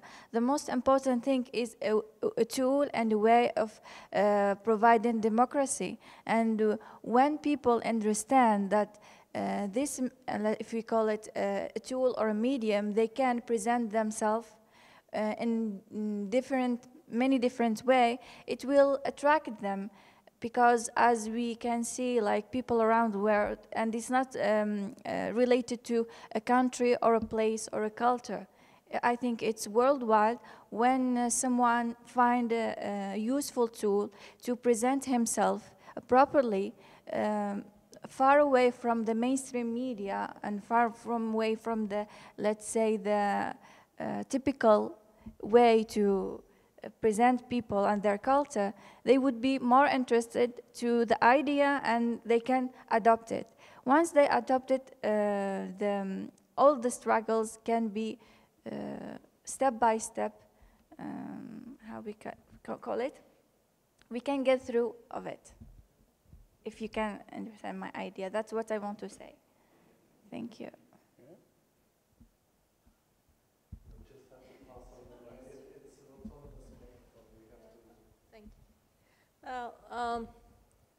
I agree that it's not about the title, community media labeling, an organization, a community medium or not. It's about what is happening in that space, in the broad sense. Because also through your presentation, you made the point that some of them actually think that they are community media and they might not be, or the opposite. And we saw that also in Cyprus in the mapping of community media. Some thought that they were, but according to our approach and definition were not, because they were affiliated or very close to either, I don't know, political party or local government, etc. And some were not aware. They just did what they thought is relevant, and they were surprised to learn that they were defined by us as community media. Connecting it also to Jan's presentation, you said it's better that this project did not materialize. It is interesting and maybe a bit ironic that if you try to have a legislative framework that protects community media by providing also some funds, this can also be manipulative or can limit some of the creativity. And as Nico said, it's not about supporting poverty. But having also, at the same time, very clearly defined legislative frameworks might also limit some of the areas that some community media organizations can work. And we have seen, actually, in, maybe you know better in how many countries in Europe or internationally there is no explicit legislation, but this hasn't disallowed community media to exist for decades and decades and doing very important things. For example, I was just looking at Amarc's website because as we're talking, they send a newsletter, right? And I wasn't aware, in Brazil, for example, the new president decided to shut down a great number of community radio stations because they tried to implement supposedly a very narrow legislation.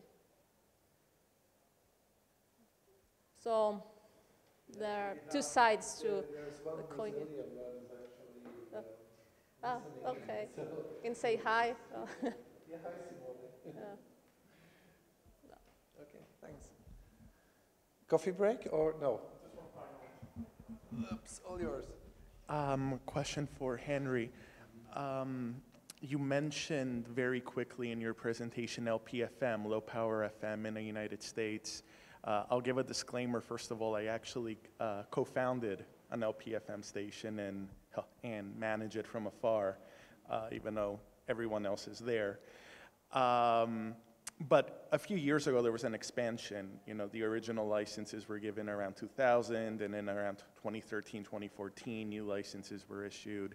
And now there seems to be this big conflict. Some are talking about expanding the service further. Others are talking about how they're in danger of how the FCC might bring in more AM stations onto the FM dial and allow more full power stations to even, if I remember correctly, they can actually expand their power in certain circumstances as well. So I guess it's a two-part question. What impact do you think this expansion of LPFM has had on community media as a whole, and sort of where you think the LPFM movement, if you will, is going in the US? Okay, the two Americans will have a discussion here about American media policy. LPFM is a great success story in the United States. In fact, people don't realize when I talk about old school that community radio is one of the only radio sector that's really growing worldwide, and in the USA is a perfect example. And the first LPFM legislation came out, they licensed 1,000 new LPFMs, so they're only in the rural areas. Then the second wave came in and they've licensed another 850 LPFMs in the United States just in the last 2 years. But you're speaking about some other FCC rulings that are expanding commercial media into the LPFM turf, if you will, because there's only so much space on a dial. And yes, that is a constant concern. A bigger issue in the United States is the populist government, which is threatening to remove all funding for arts, which funds public media and some of community media as well. So Europeans couldn't imagine it, but they're talking about just removing all funding for public service broadcasting and independent broadcasting. So I think that would be a greater threat than the loss of spectrum.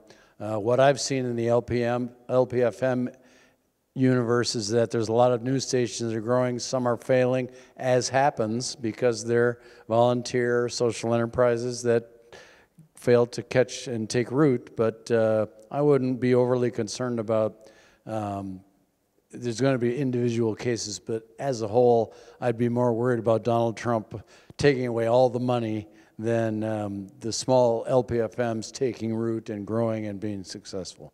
Yeah?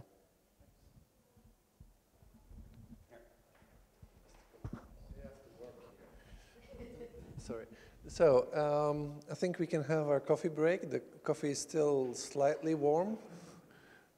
So I'll just remind everybody that we'll restart again at 4:45, because then we have that famous roundtable, again, only for the courageous. But first, coffee break. So welcome back.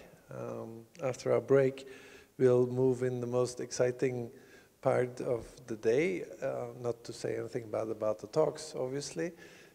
We also, for some strange reason, and I think mostly Henry is to blame about that, we are now sitting very close together on a very small stage, and at some point I'm sure somebody will fall off.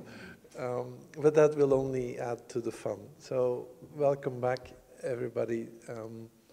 There was one question that actually came through Facebook, and that was about the actually the definition of community media, also as the delimitation. Where does community media stop being community media, right? Because that is an endless question, I think, especially with online activities, that border has become extremely gray and extremely fluid. And one of my answers, and I'll start by answering that online question, one of my answers would be to go back to where I started. It's the organizational structure that matters, not so much the technology. It could be anything, and basically in my own work, I don't care what technology is being used. Obviously, a combination of technologies in practice, Henry was pointing out to that phenomenon, but it's the organizational structure and the particular set of values, democratic values, participatory, communicative values that actually create it. For me, that's where community media are being defined and where the border is. If you move it across, then I think you might also have interactive media, you might have dialogical media, but they're not community media in the sense that I define them. But I don't know how you feel about that. And so let's start there. We've had this wonderful seminar about community media. after 4 hours, we should at least be able to say what they are. Who wants to go first?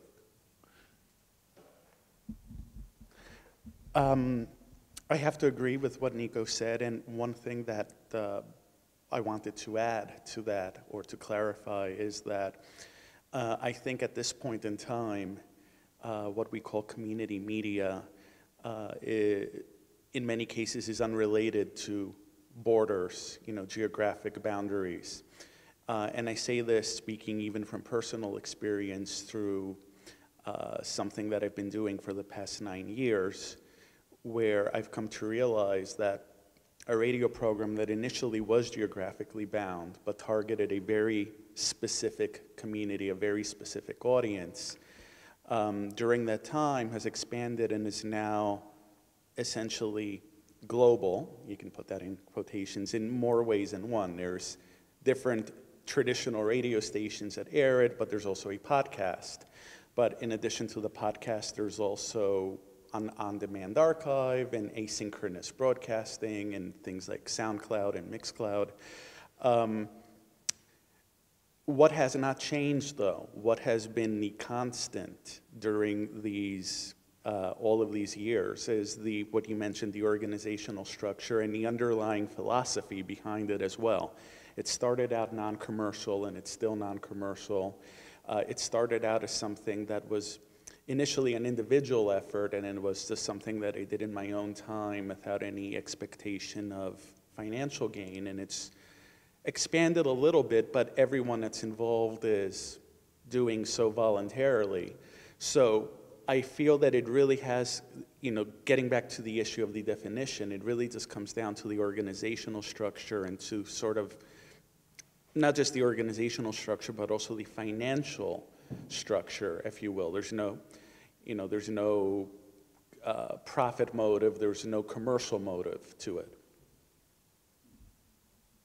Anybody else? Yeah. Well, yeah, talking about our experience and practice in Austria, we have a clear non-commercial and non-profit and non-advertising structure for the community media. And there is an obligation to offer open access, but with some regulation. So it's not the open access for anybody who wants to do any nonsense, but there are rules. There is an ethical code. There's a code of conduct for community media, which is a kind of self-regulation, which is very binding, finally, which came out also when this became also a criteria for funding. So their own code is now also the code as a condition to get the fund from the state support. And I think still in discussions about aspects and criteria for community media, I think that the democratic structure and the possibility to decide upon the community members decide on the structure and are on the boards and are in the deciding structures. I think this is very relevant. And even if I would go in depth, I would have some critics on our own situations, because it's not always 100% fulfilled. But that I would see really as a very, very relevant aspect. Also. Let's go on. Anybody else? I have a brief comment.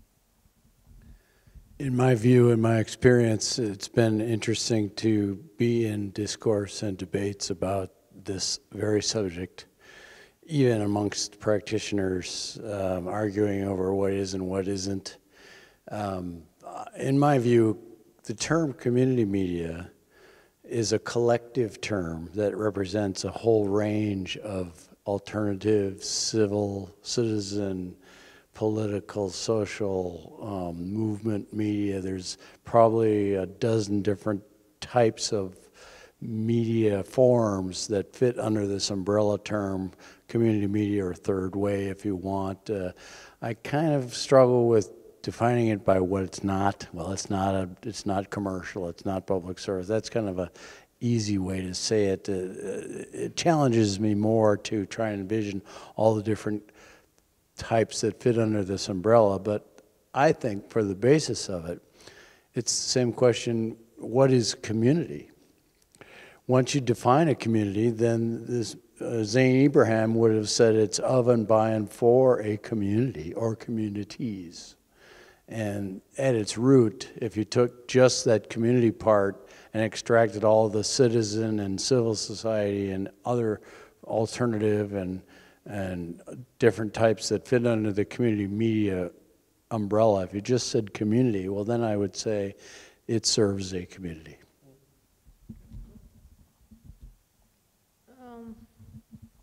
I think also community is not easy to define, right? But the feeling of belonging and sharing, I think, is crucial. Something that I could add in addition to, well, having some form of organization, even if it's with a very small number of members running it, not being, I mean, an individual project. Independence for me, autonomy is crucial. This does not exclude funding from from state or market in some cases. In some others, it might be prohibitive. So I think context also matters. I don't think we should go for a rigid definition in all cases and see if it fits one country, one region, and try to apply that and say, okay, this is a community media organization and this is not. For example, in our mapping of the community media in Cyprus, especially since there's no legislation that somehow would guide us, right, to a set of criteria,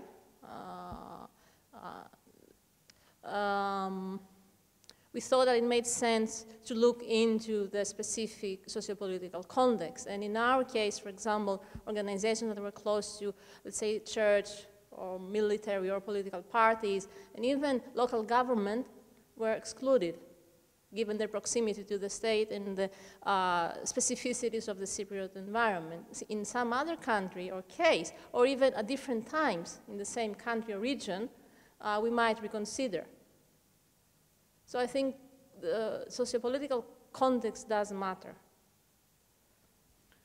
Okay. Yeah. I have one comment to add is like, personally, I found a real challenge to define community media, but I can easily distinguish it from other kind of media. If we are talking about community media, we can see, despite the different type of it, all they focus on the participant themselves, their social aspect and individual development. For example, if you are talking about young students study journalism who want to prove themselves, who choose a community radio to present themselves. Also for the social aspect, when they can be more involved and be in groups. Regarding the other kind of media, if you are talking about the mainstream media, they focus more on about the listeners, who they would attract them and how to get benefit, financial benefit from them. So that's my view to see community radio. It's difficult to define for it, but easy to distinguish it from other media tools. Thank you. Can I make your life a bit more difficult with sort of a follow-up question? And that has a lot to do with the philosophy, right? The notions of democracy. We should, in a way, have Jan Křeček still here, but he had to leave and go and teach, because he also brought, I think, the question to my mind, say the dark sides of civil society. We often think about civil society as something necessarily good, which is nonsense. And it's not. It can be extremely destructive and it can be a very dangerous force. A lot of the NGOs, a lot of the groups that are basically racist groups are civil society groups, whether we like it or not. So that was sort of, that's where I want to start from. And again, thinking about where does community media stop being community media? So what do you do with, say, a group of radical right-wing skinheads that start what they call a community radio station? It's a very simple question. And then they democratically decide in the most participatory way to run this radio station. It's totally sort of bottom-up racism, bottom-up fascism, but it is bottom-up. How you would see that still as community media, but most importantly, why not? That would be my question. Anybody want to have a go at this one? It's legal in the United States to say anything you want on public airways except to slander. And the other thing that limits free speech is to cause a civil disturbance. You can't yell fire in a crowded theater. Other than that, you can say you hate anybody, you can do anything you like if it's legal, and if they obey the regulations and they don't violate any laws or communication regulator regulations, they have every right, and they fit the description of serving a community in a grassroots manner. And I would not object to it, I wouldn't agree with it, but that's open for, that's pluralism. I remember having a big debate in Vienna with Radio Orange because there were some soldiers from the Army who came to Radio Orange and they wanted to have a program. And Radio Orange's board rejected them. They said, oh, we can't have soldiers to have a program about the Army. And these guys wanted to talk about what it's like to be in the Army, and it was a lifestyle kind of thing. You know, the Austrian Army, it's not like they're out attacking people or anything, but Radio Orange would have none of it because they had this extreme leftist view of things, and they wouldn't permit a right side view. And so I think that there's a place for it, and if it's legal, then it should be allowed. Yeah. I also agree with that perspective, and just to add to it, I don't think that something that is objectionable in terms of a perspective or a point of view is necessarily something that can be excluded from being considered community or alternative. Certainly, you know, if there is a media organization that is structured in a way that was proposed a moment ago, then at least on paper it fits that that very broad idea of what a community medium is, and a medium that serves a particular community. I think it is then up to the public at large and the audience, if it finds this content and this rhetoric that is being expressed to be objectionable, to reject it. And if it is serving a community, but that the community of people with such beliefs is small enough, then it's entirely likely that on its own it might eventually cease to exist. But I'll also add to that from something that, it was actually an interesting quote from my dissertation research. I had done a case study on an online Greek alternative station called Radio Bubble. And they earned a reputation as being an alternative medium in the years of the economic crisis in Greece. But they also earned a reputation of having a very left-wing orientation as well. And yet one of the volunteers that I spoke, and actually she was in charge of their international news programming, said something very interesting about how, yes, we understand that we have a left-wing orientation, and that is also how the public sees us. But we would actually welcome oppositional views. I don't know now if she necessarily meant she would welcome someone that had far-right views, but she did specifically mention we would welcome here at Radio Bubble people that have right-wing views, because we want to be able to have this debate on our station, and it's something that we don't have right now. So I don't know if she necessarily would go as far as welcoming the very extreme end of that political spectrum, but she did mention the fact that she felt that in some ways the station was being stigmatized for being left, and that sometimes that might turn away people that are not necessarily far right, but who might want to hear a variety of perspectives that are in their entirety excluded from the mainstream media. I have a follow-up quickly. Was it Noam Chomsky that said that unless you support the right of your complete political opponents to have access, then you don't really believe in free speech? Unless you support the opportunity for people to say things that you absolutely abhor, then you don't believe in free speech. Another example from community radio, my Amark colleagues were stunned to hear that I'm working with a community radio in the mountains of California, and they have a gun show every Thursday night for an hour. Guy comes on and talks about guns because this is part of the community. There's guys walking around with guns on their belt and rifles in their trucks because they're up in the mountains, and this is the community culture, and it reflects the community culture. Well, the Europeans are like, there's no way.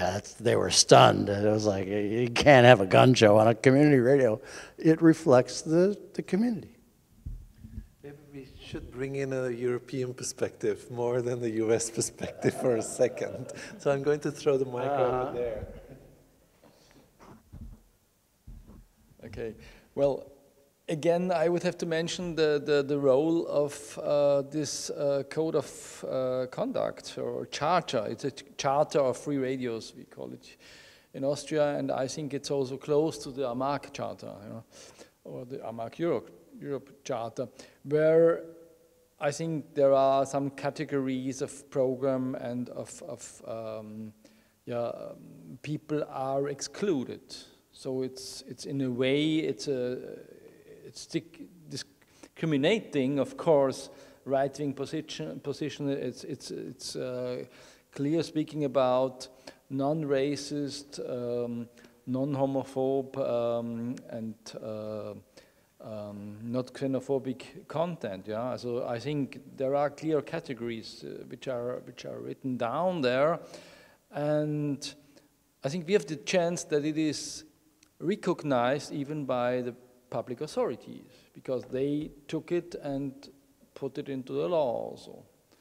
So we never had really the problem with extreme right-wing people, but it can be tricky, for example, when it's coming to migrant communities who are competing, who are also have quite extreme groups, nationalist groups, where it's also difficult, for example, to understand what they are talking about, and you get only the feedback by peers from the community, and then you have to solve the problem. So that is quite tricky, and it's quite interesting, because I think another aspect I would find quite important is to contribute to a kind of intercultural dialogue, or to contribute to social dialogue in society, which is something also which might be even more important now, where the social media platforms, with their logic, they are really supporting the opposite. They support the fragmentation and the people not speaking to each other. They find themselves in their bubbles, and they support each other. And I think this aspect of dialogue for me would be something also as a aspect for future, for development, even more. Just a follow-up, but I have to get the microphone back. We often talk about intercultural dialogue in these discussions, fine. But maybe we also need to think about inter-ideological dialogues then? I think that's what you're saying, right? It's not only about sort of what is easily labeled different cultures, which is already a horrific way of describing things, but it's also about looking at different ideological perspectives and then allowing people to engage. I think that's also partially what you're saying, Henry. Mm-hmm. It's to bring these different ways of thinking together. But I can still sort of push you a bit further into thinking about these limits. One of my favorite examples, it's debatable whether it was a community radio station, Radio Milkolin, right? The radio station that played a vital role in the Rwandese genocide, calling for the killing of others. Then, of course, you can use the US argument like, okay, this is not just like civic disturbance, this is like large-scale destruction. I would not label that a community radio station for exactly that reason, because it's not sort of using and accepting basic democratic values. It's doing the opposite, calling for the destruction of the others. And that's where I think free speech ends, when it has huge impact on other populations in this particular case. So for me, that is, when we are talking about community media, that is also one of the limits, also the limits of free speech in general, but also the limits where community media stop being community media, because the call for violence is in contradiction with the basic philosophy of community media. Are they still community, but with pathologies? They're still a community media, but they have pathologies. They're the dark side of community media. Oh, that's the other way of looking at it, indeed. Microphone, guys. No, so relating into the different approaches, if you focus exclusively on the community perspective, so serving the community, you could say that they're community media with pathologies. But if you look at the other, the rhizomatic or the alternative, the civil society maybe, so it depends on also how you approach it. Okay, anybody else wants to comment on this? Because I actually did prepare a few questions and we're talking about something totally different, which is perfectly fine. Yeah, see, I knew it.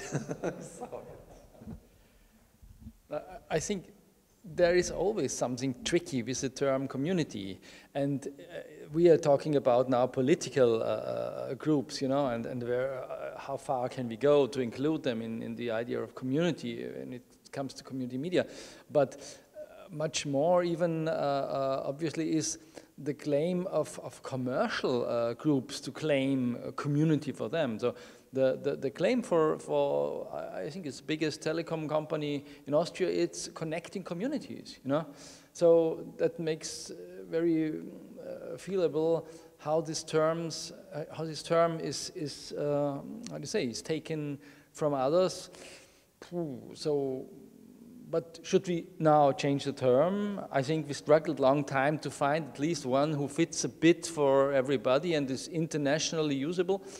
And so I think we will never end to discuss about this kind of definition, about this kind of what we understand about. If I can just add something to this about commercial, there's a couple of interesting examples I want to bring up. In cities like London and New York City, there's in recent years been a growing number of pirate radio stations.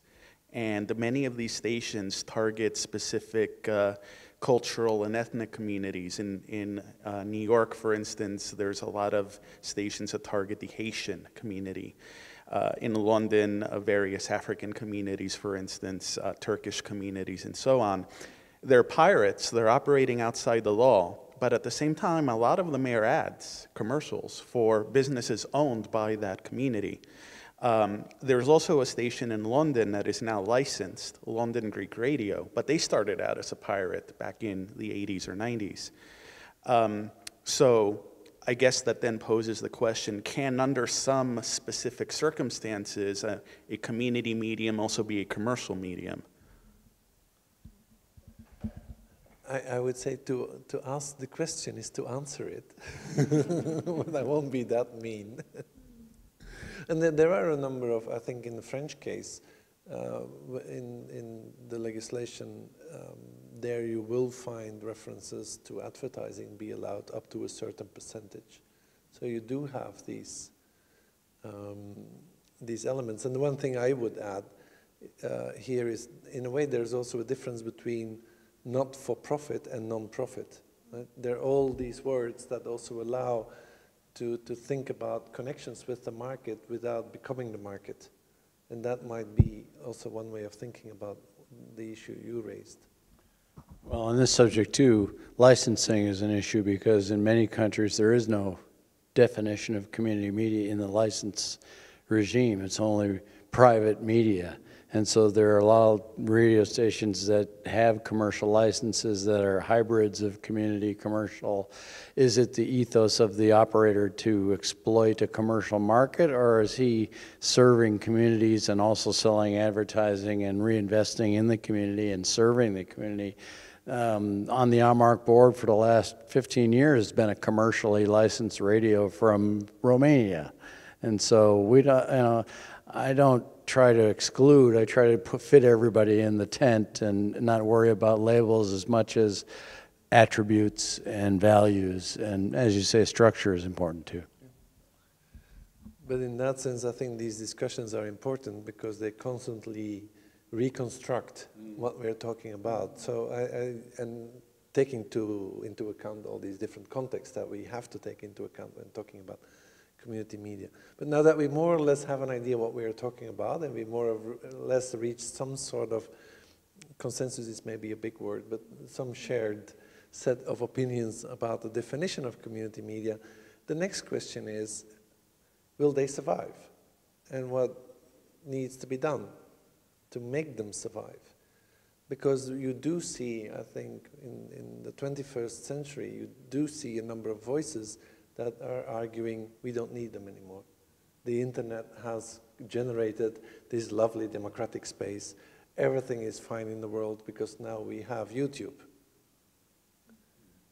Right? It is a voice, and we do hear these kind of opinions. I would sort of gently disagree, but that's, I'm asking now the question, what needs to be done to make them survive, to actually make them continue throughout the 21st century, also keeping in mind the age effects, right? Because we are sometimes dealing with older groups, and one of the main disadvantages of older groups is that they tend to disappear. It's called mortality. And that does raise interesting issues on how to deal with survival. So, what needs to be done to make them survive? Yeah, go for it. It's just a personal point of view. When we are talking about a community media and wondering if they will survive for the upcoming years or not, actually, let's focus mostly on the participant, and secondly, raise the aware of its functions and importance. As you mentioned before in your presentation, it's a way and tool of, let's say, democracy. So people, when they found themselves there, despite we are living in social media age, when we have like YouTube and different channels where people can express themselves easily, but still community media has a room in the future because it managed to survive all those years despite the weaknesses there. If we really, there is a real will to work on those weaknesses and improve them, because we have like, for example, a solution to that. The challenge is not all the solutions are being applied in the platform. So once we will be able to apply the solution that one of those you mentioned, social media, the community radio can, or community media in general can survive for the upcoming years.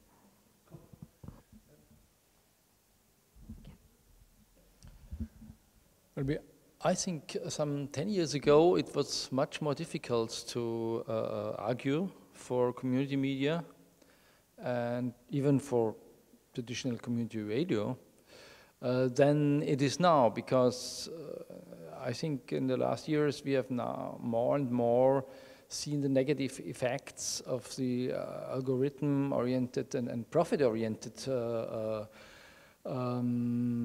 platforms, with the effects, which are contrary than contributing to dialogue.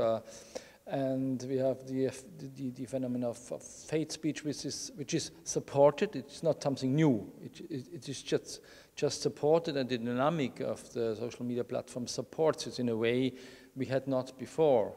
And even if we have a look, it's mainly nationalist groups, right-wing groups who profit the most from these effects. That is rarely that progressive or left-wing people really profit from that beyond if they really run also a kind of populist and nationalist politics maybe. But in general, it's like that. So, and that, I think, makes much more visible the relevance of a structure. The community media is a structure which not only offers a platform, but which gives an environment for reflection, for training, for dialogue, yeah, and also a physical space. You know, I think also that we should not forget that we risk to get a loss of physical places for meeting face to face and for having dialogue, just sitting around, because the idea of everything can be transformed to the internet, it's an idea, I think, of people who are really of the techno-solutionalists, no? Of the people who think everything can be solved by techniques. It's not like that. And if we speak everything will be digitalized, I hope we will not be for the next years and even for some long time.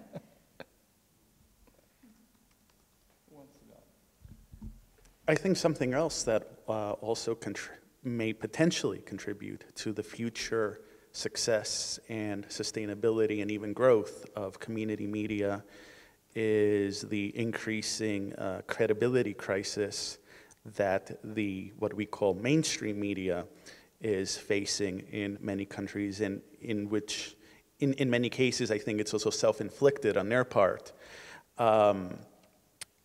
I know just from the country that I've done most of my research on, Greece, the levels of credibility in the mainstream media and in the journalistic profession, and by that I mean professional journalists, is abysmally low and has been for several years. And that has led a lot of people to pursue news online. Now, what's happening is a lot of people end up going back to sources that are owned by the same individuals and the same companies that own a lot of these major, let's say, TV stations. But some people are taking the initiative to look beyond that, or at least they're aware enough that they know that a lot of these major, and very slick news portals online are part of that same system that they're trying to get away from and that they don't have a lot of faith in anymore. And I think that is opening up potential spaces that community media can fill. Anybody else wants to add? No? Is my right flank doing well? No pressure. What was the initial question? That's difficult. Well, I think we have all agreed on the relevance of community media today. So, what do we have to do to survive? I think different actors who are involved and interested, I think, should continue lobbying from all sorts of perspectives. I mean, academics from doing research and civil society actors who are engaged in some community media organizations, journalists who are sensitive to this sphere of democratic practice. In some ways, I think it is it is easier than in the past, as you said, and in some ways it might be more difficult. It is a lot of, well, let's say, so the internet space has obscured things. It is true. But at the same time, we see the repercussions of this hype of, the internet is a free space and everybody can express their opinions freely. We have seen also what the impact of commercialization in these spaces is. So, I think becoming a bit more wise in relation to how the internet functions, I think makes the relevance and the arguments of continuing to support community media efforts even more than in the past. The age issue is a tricky one that you also mentioned. So there, I would say we need to engage through media communication program students, have them have internships in community media organizations, engage them in projects where they will get in touch with community media and they will see their relevance. Also, how they function in physical space, as you mentioned, because it does play a role. Not everything can be done online. You don't necessarily build easily. I'm not saying that it is not possible, but you don't necessarily build a community online only. The Cyprus example, I think, is important. Physicality, so bringing the two communities that didn't have much interaction before in the same space, did have an impact. Or bringing, to make it maybe less dramatic, bringing different minorities right in one radio station or a website. But that does have some kind of office or a physical space to share, so that you have the Christian and the Muslim and you have the Hindu there sitting together and working together. I think this makes a difference. So also, somehow bring community media in schools, I think, is important. We need to reach those ages more than university. So connecting community media with schools, which relates to media literacy, but all sorts of things, but planting the seed from an earlier age regarding their relevance. Okay, so we have schools. You were also talking about cultural centers, which I think as spaces really matters. When all of you were talking about these material spaces, and I would be the last to deny their importance, I was actually thinking about the role of libraries, because often we forget them. And they are also actually trying to reinvent themselves for the 21st century. It's not that different in a way. They're part of an old democratization and literacy, actually a very old flow. And I was actually literally wondering, are there any collaborations with libraries? Any community media that are working with libraries? Because to be honest, I don't know too many, but yes. Tell me. You'll be interviewed now. Tell me about.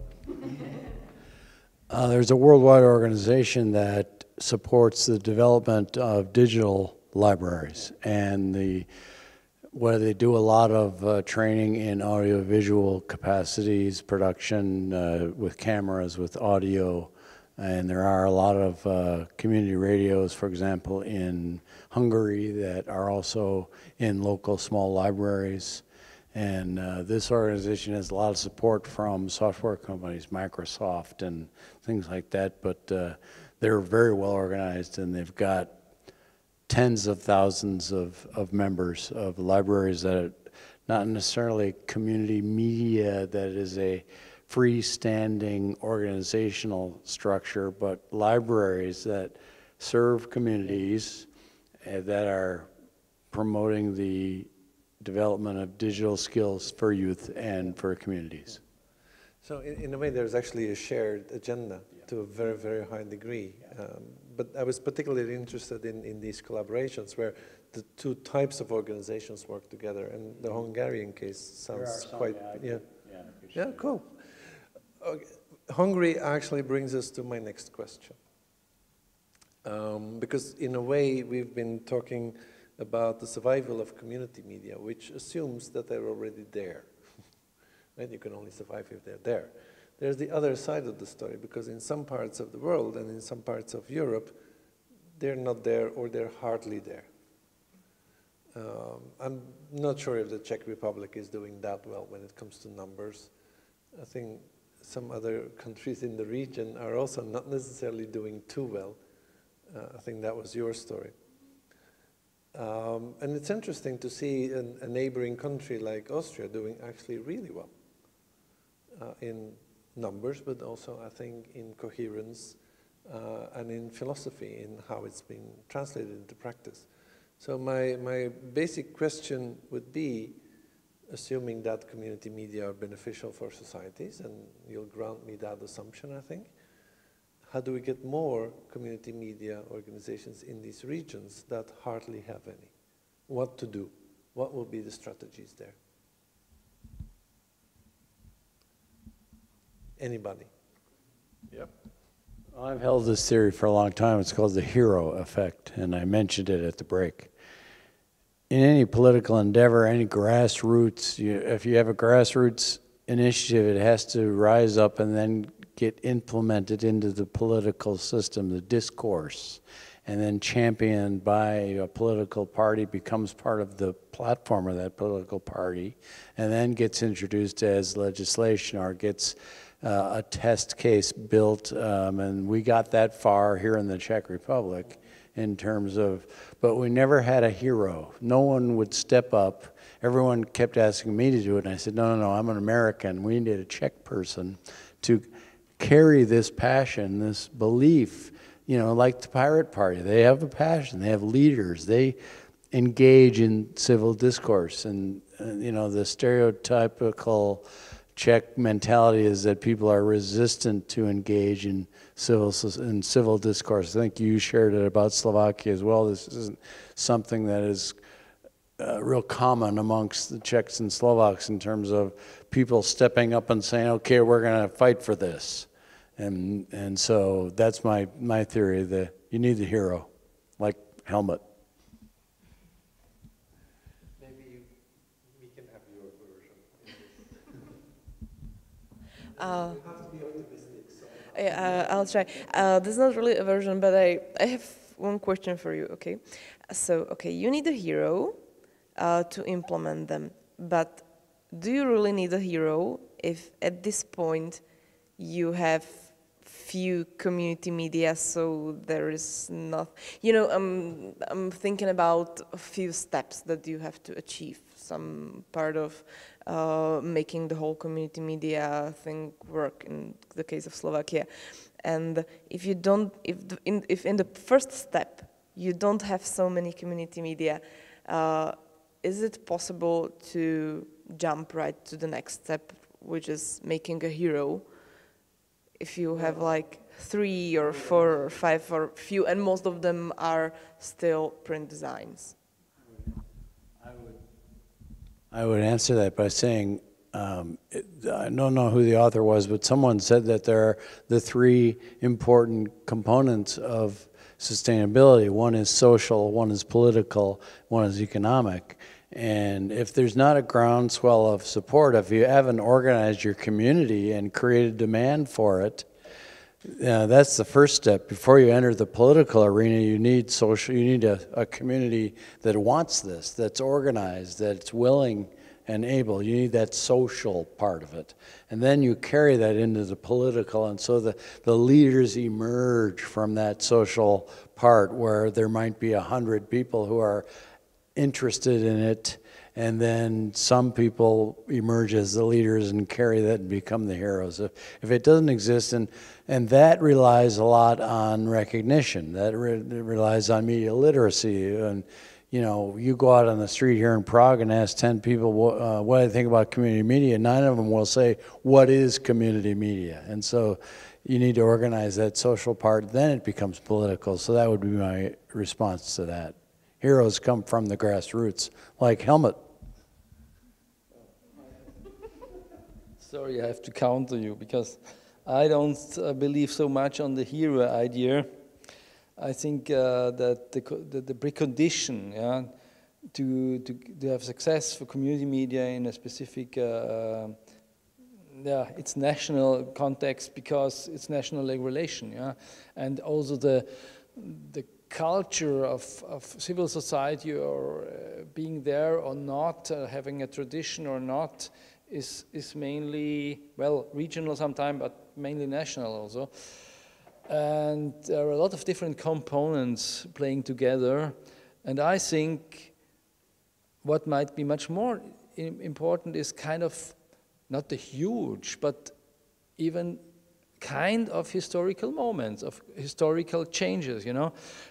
If you think about France, you know, in '81 it was really a huge political change from a long time of conservative government to Social Democrat government with Mitterrand, and it was part of the campaign, part of his self-esteem on media and about communication, that it would be legalized, you know.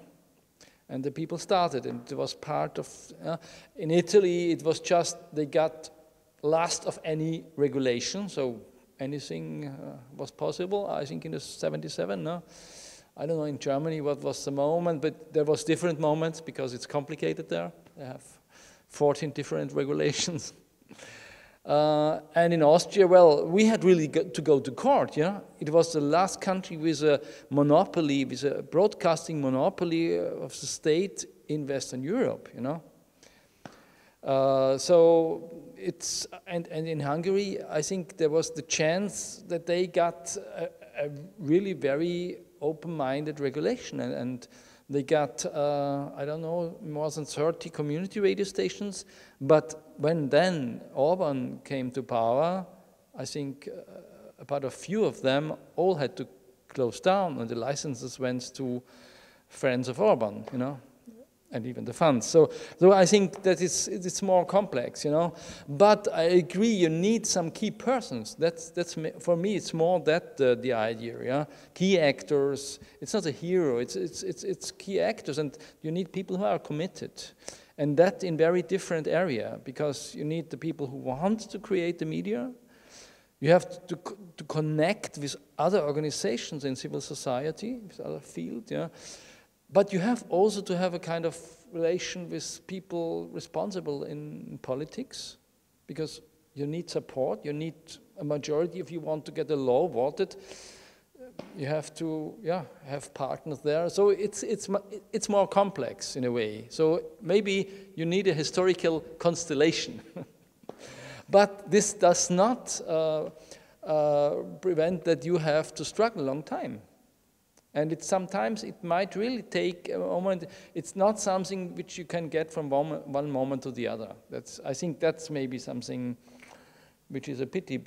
And in our time where everything is changing so quickly, maybe this idea is also difficult to have in mind, no?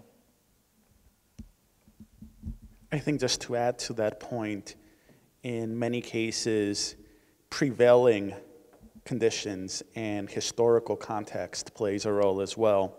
Again, using the example of the country where I've done a lot of research, Greece, before, as they call it, private radio was legalized in the late 1980s, there was a movement, the free radio movement, that's what they called it, and they literally meant free in the sense of free from censorship, free to say whatever you wanted to say, because up until then it wasn't even public media, it was really state media, and it was controlled by whatever political party was in power, and before that it was controlled by the military government in the late 60s, early 70s, and really they were the ones that were able to get the deregulation of broadcasting on the political agenda in the late 1980s. The irony is that because Greece at the time had what was supposedly a socialist government, it was actually the conservative party or the center-right party that made this their, one of their emblematic policy proposals in the late 80s, and it was actually the mayors of Greece's 3 biggest cities, which at the time just all happened to be from the opposition party, that then opened municipal stations, and unofficially, they broke the law essentially, but they also broke the monopoly. Eventually, huge private interests took over, however, and this spirit of free radio died out. But when I was doing my research on Radio Bubble, one of the other individuals, a programmer there, gave me an interesting quote about how what we're trying to do here now is to create what we wanted free radio to be back in the 80s, before the commercial interests then took over. So 3 decades later, they were trying to sort of rekindle the spirit under a different set of political circumstances by that point in the country. Okay, let me again make your lives a bit more difficult. Because there are 2 ways of looking at, I think, the discussion. For me, to start, the social dimension that you mentioned is actually the main question, because then comes, if there is a critical mass, then comes a translation into legislation, but also into social practice. But we can take a step back and then ask ourselves the question, how to get that critical mass? Because that is, I think, the real question.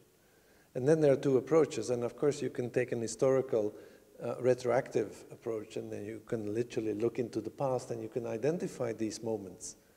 But that doesn't help us in the present, because there you need a more interventionist analysis, what to do given the fact that you might want to prepare for particular moments to happen in the future so that the critical mass has been mobilized and can then be consolidated into social action. But so we don't have this luxury of hindsight if you're looking at future strategies, because then the events still have to come. So my question would be is how to prepare for them, how to create a critical mass that can be activated when that moment comes. What can be done in a stage of calmness, so to speak, or disinterest even? Because I think that in a number of countries in Europe, that is actually the question. What to do in a state of disinterest. I'm ready. Go for it. Well, the first essay I wrote about the Czech Republic was titled Community Broadcasting for the Czech Republic, Who Cares? And that really is the question. If there's grassroots support, it kind of comes organically for an issue.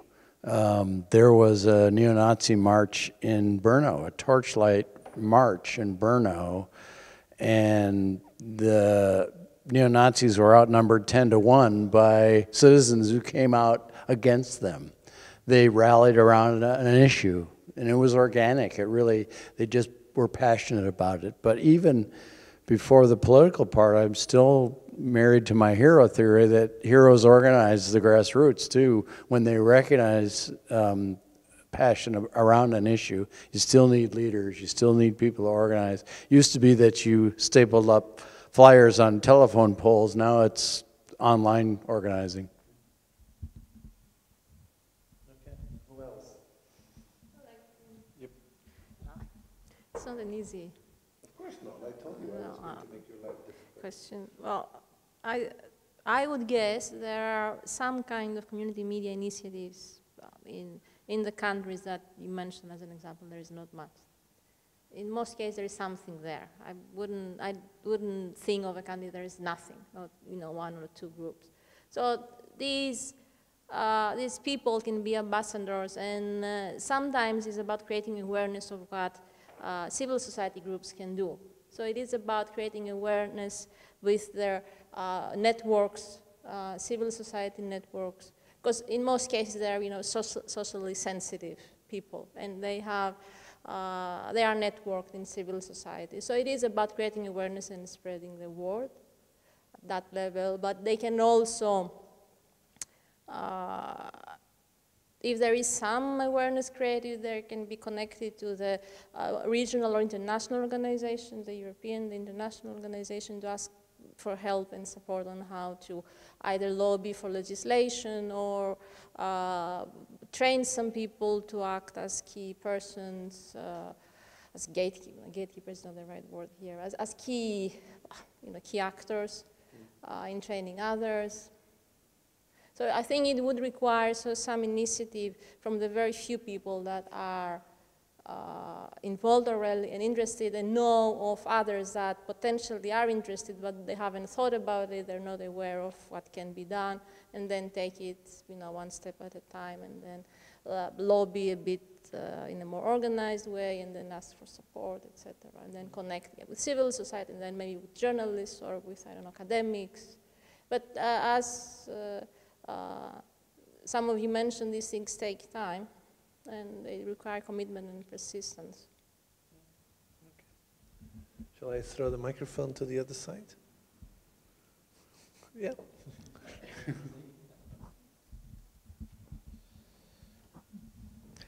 Yeah, well,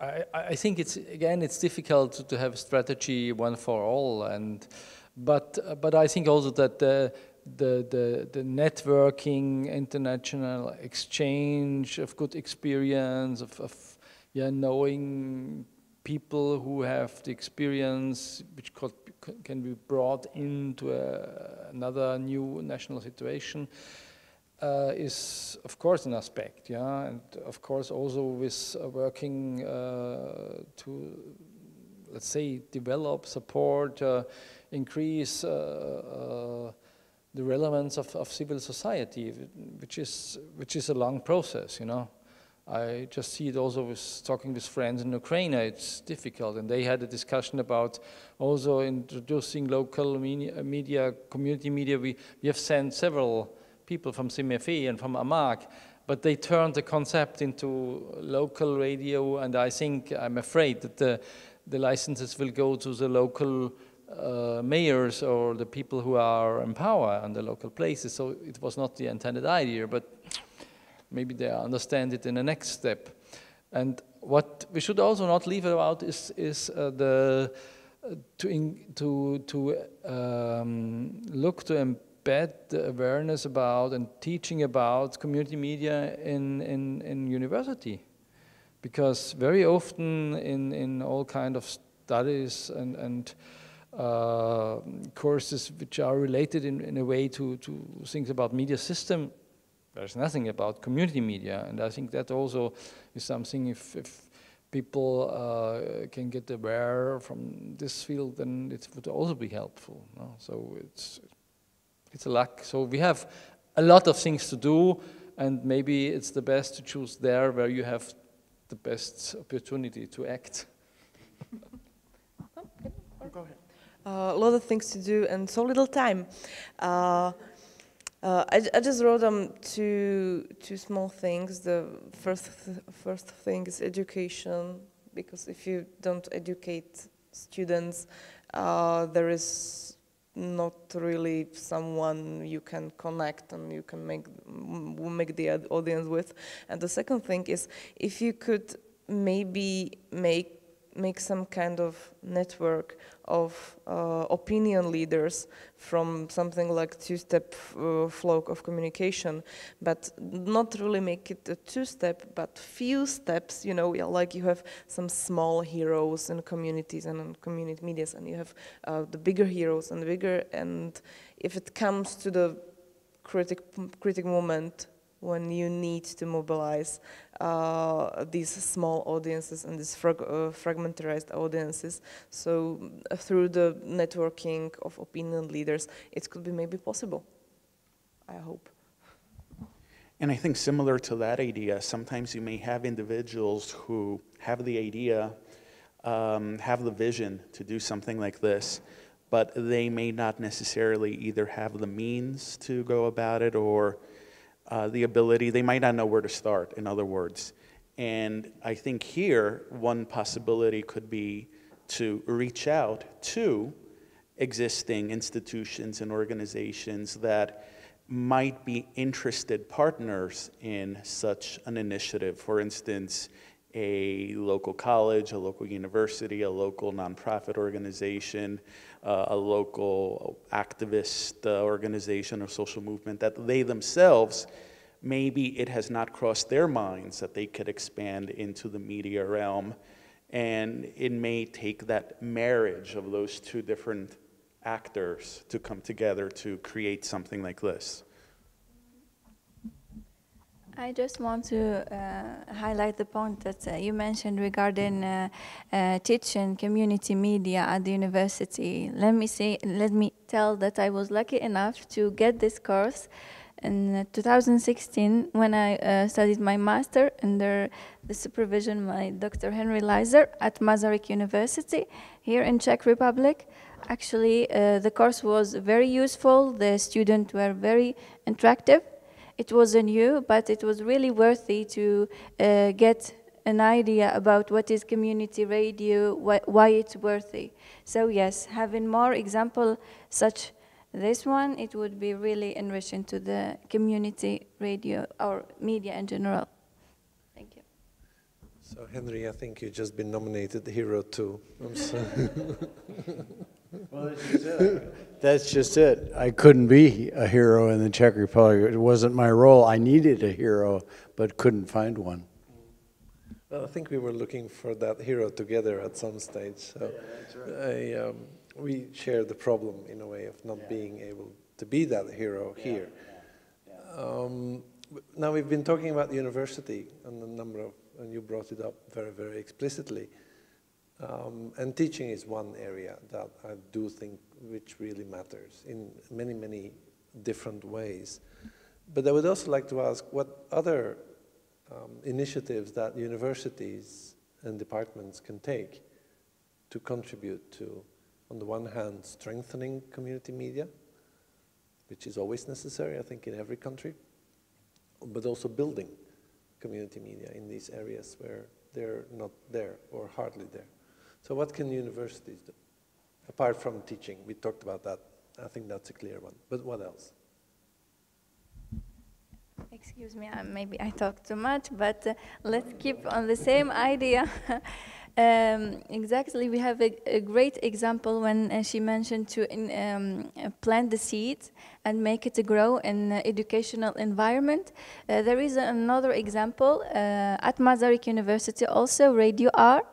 So it's basically a community radio where people, not only the students who belong to the institute or the faculty, also people who with, let's say, older, much older, they have different tastes in music or any cultural interest, they can come and present themselves with their identity, what they want to present.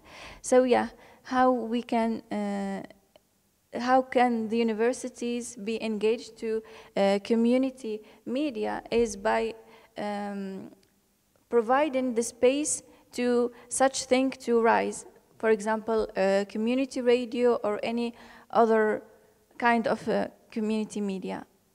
Yeah, and Radio R is an example, if I can say. Okay. Thank you. Yeah, the space is one thing, and also another thing that the universities can provide is technology.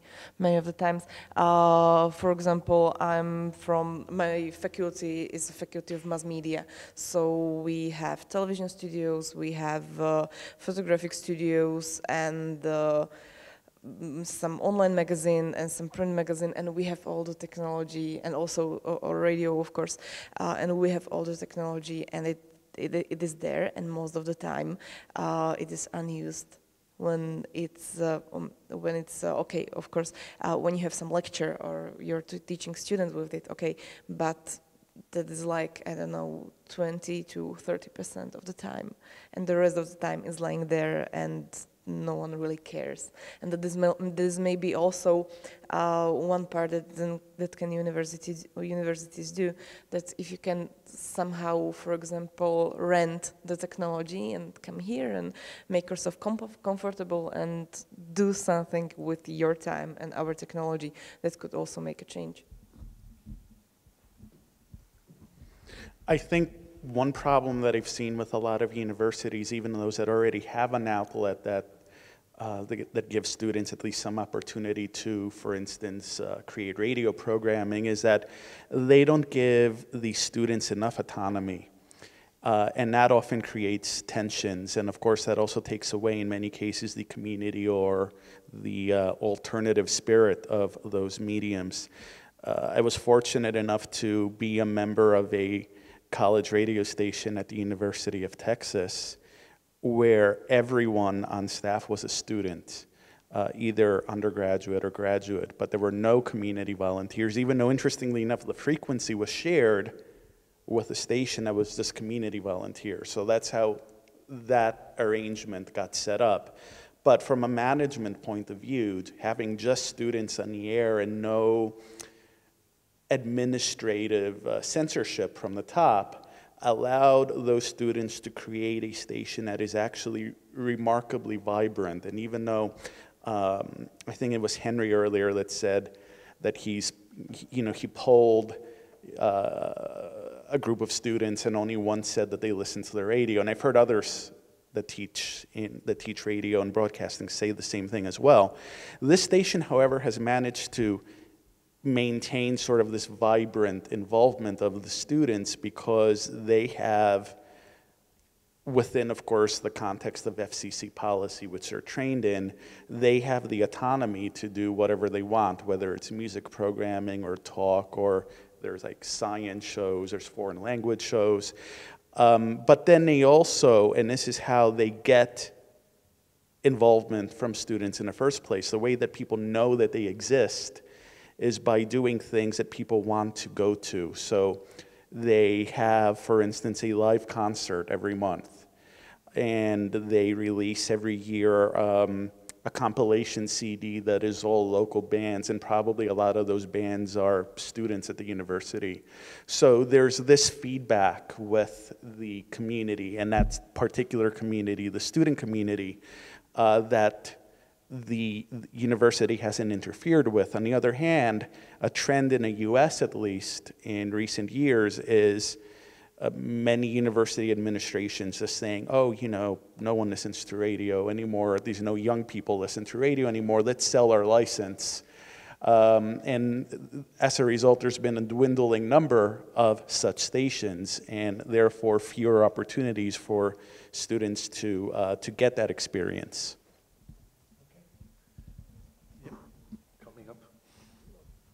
Well, as I previously said, and it has already been said, so one area is teaching, but also having ways to engage students more actively through assignments, so have some projects so that they interact. The internships with some community media organizations, I think, is another area when you can have more sustained relationship of collaboration. Also, giving back to the community can be done in diverse ways, as it was said, giving some airtime, whether it is radio, television, allowing them to use the, especially in public universities, I think, without even renting or minimal, training them to build, to develop some of their skills so that they can use them later to even gain some income, what you have been doing partly. I think also for me it's important also to connect them to schools, as I say. I know our time as academics is limited, maybe through projects, be the bridge that do some projects that bring in, I don't know, through youth centers or some other organizations, somehow bring community media organizations in schools. And so there we could also play a role through some projects or some other initiatives. Okay, thanks. I still have one question left. Two letters, two words, right? The famous why bother. And I sort of want to have the microphone go around and ask each and every one of you, why does this matter to you? Right? Why does this issue of community media, either creation or consolidation or maintenance, whatever we want to call it, whatever national context, regional context we are looking at, why bother? But it's an individual, it's a private question. Why does it bother to you? And I'll just start with Helmut, because you were nodding most enthusiastically, and everybody will be happy to pass the microphone to you, I think. But just a short one. Why bother? Okay, if you ask for a personal answer, and I could say it is really something like a biographical experience for me. It was I was visiting a technical school, but not happy in this technical world, and making some radio was an idea I think came across and being a teenager already. And so the chance to get to know the free radio station in France and to get to know making radio as a kind of everyday activity, like cooking, like washing up the floor, it was a very, very personal and also important experience, and it keeps me still thinking that it's a good thing, and it's worth to struggle for, and having in mind now the the development, which is going more and more to unbalance of power, of resources, I think it's still a possibility to act in this field. And so, yeah. I'd rather pass it on.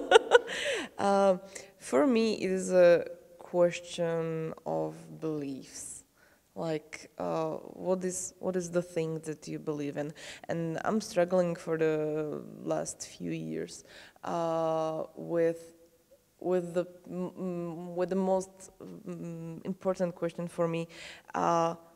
Okay, what is the thing that I believe in? What is the thing that others believe? And I always end up in the answer that I believe that you can find something better and something bigger and in every human being you meet. And it doesn't really matter what it is, but the whole fact that they can make something good, or they can make, I don't know, good food, yeah, or I don't know, good whatever. Hey, basically whatever. And the fact that if you stick to these people, then you can make some change in the world with the making of something good. So I think that for me it's basically the believing in that maybe if I will work really hard in Slovak Republic, then maybe one day it will make some significant change and it will matter. Just to pick up on both of the previous comments, first I'll say radio was an oasis for me as well when I got involved. It was an escape from the humdrum, if you will, of academic work and homework and reading, and it just became something that was a second life for me, my parallel life, and it's continued since then. So the way I see this question, though, is that all citizens, all people have the right to access to the airwaves, but in order to keep a right, you need to exercise it. There's this phrase, use it or lose it. So I think it needs to be used in order to not be abused by others or taken away entirely by the authorities, you know, giving away licenses as to their friends or those with the deepest pockets or whatever. And I think this right to access that every individual has, it's a right to access not just the airwaves, but more broadly what we call public discourse or the public sphere. And I believe that without it, you can't have a democracy. They say that journalism is the fourth estate, but I really think that society and citizenry as a whole should be the fourth estate and has a role to play in being a part of the fourth estate, whether we're talking about students or workers or whatever category, social category, citizens as a whole have that right. Okay. Personally, talking about community media in general, in my case, I was, for me, community media, I was focusing more on radio, not other than other medium or other tools. So I'm a fan of radio in general. After that, when I get to school at the universities, studying communication and media, so it became more like I found in community radio specifically than community media in general, like exactly my interest customized more often than the mass media. So like I can find the community that represent me very well and other communities that are made different than my background, but still I'm interested to know those people better outside of the stereotype of mass media and other channels. So I found it's a great way and great tool to be represented there. So therefore I'm really interested to observe the upcoming years, what would happen in the community media in general, specifically for community radio. That's it. I had a laugh because this technique reminded me of growing up. I have 11 brothers and sisters, and every Thanksgiving we would sit around the table, and my father would say, okay, now we're going to go around the table and we're going to say what we're thankful for. And we knew he always started to his left, so we always tried to get to his immediate left, because after 3 people said what they're thankful for, we ran out of ideas. So anyway, this one's easy for me, though. A lot of people I deal with in community media came to community media from activism, from community development, community activism, from political activism. I came to community media from commercial media. And I had a career in commercial media, a successful career, but I got attracted to the social. I got attracted to the idea that the world's a better place when communities are vibrant, full of different ideas and cultures and interests and groups, and I feel like community media serves that ideal that communities make the world a better place, not only by developing within the community, but your rhizome effect that it introduces communities and connects them to the greater world as well. And so internally, externally, for me, it's the community in community media, the social, that really tugs at my heart. I'll just pass on the microphone. Obviously, what else to say? Well, your presentation's title was Community Media Organizations as Protectors of Democracy. And for me, this is really important because it's not in abstract terms. It is performed. So for me, it is really important to be able to have these spaces of tolerance, of dialogue, where people are free and feel safe, to express themselves freely, disagree respectfully. And because the levels of intolerance, we see it's in Europe, but internationally, are really worrying. So we really need these spaces of practicing democracy, I mean, in the everyday sense, and respecting the other, exchanging ideas, even if we disagree. And then, of course, we connect to the broader civil society. We bring that to our work, to schools, to what we do. So I think, for me, this is crucial. Okay, I should be fair, yes, and add my own answer, not just to torture you guys with these rather funny questions, but the answers were fascinating.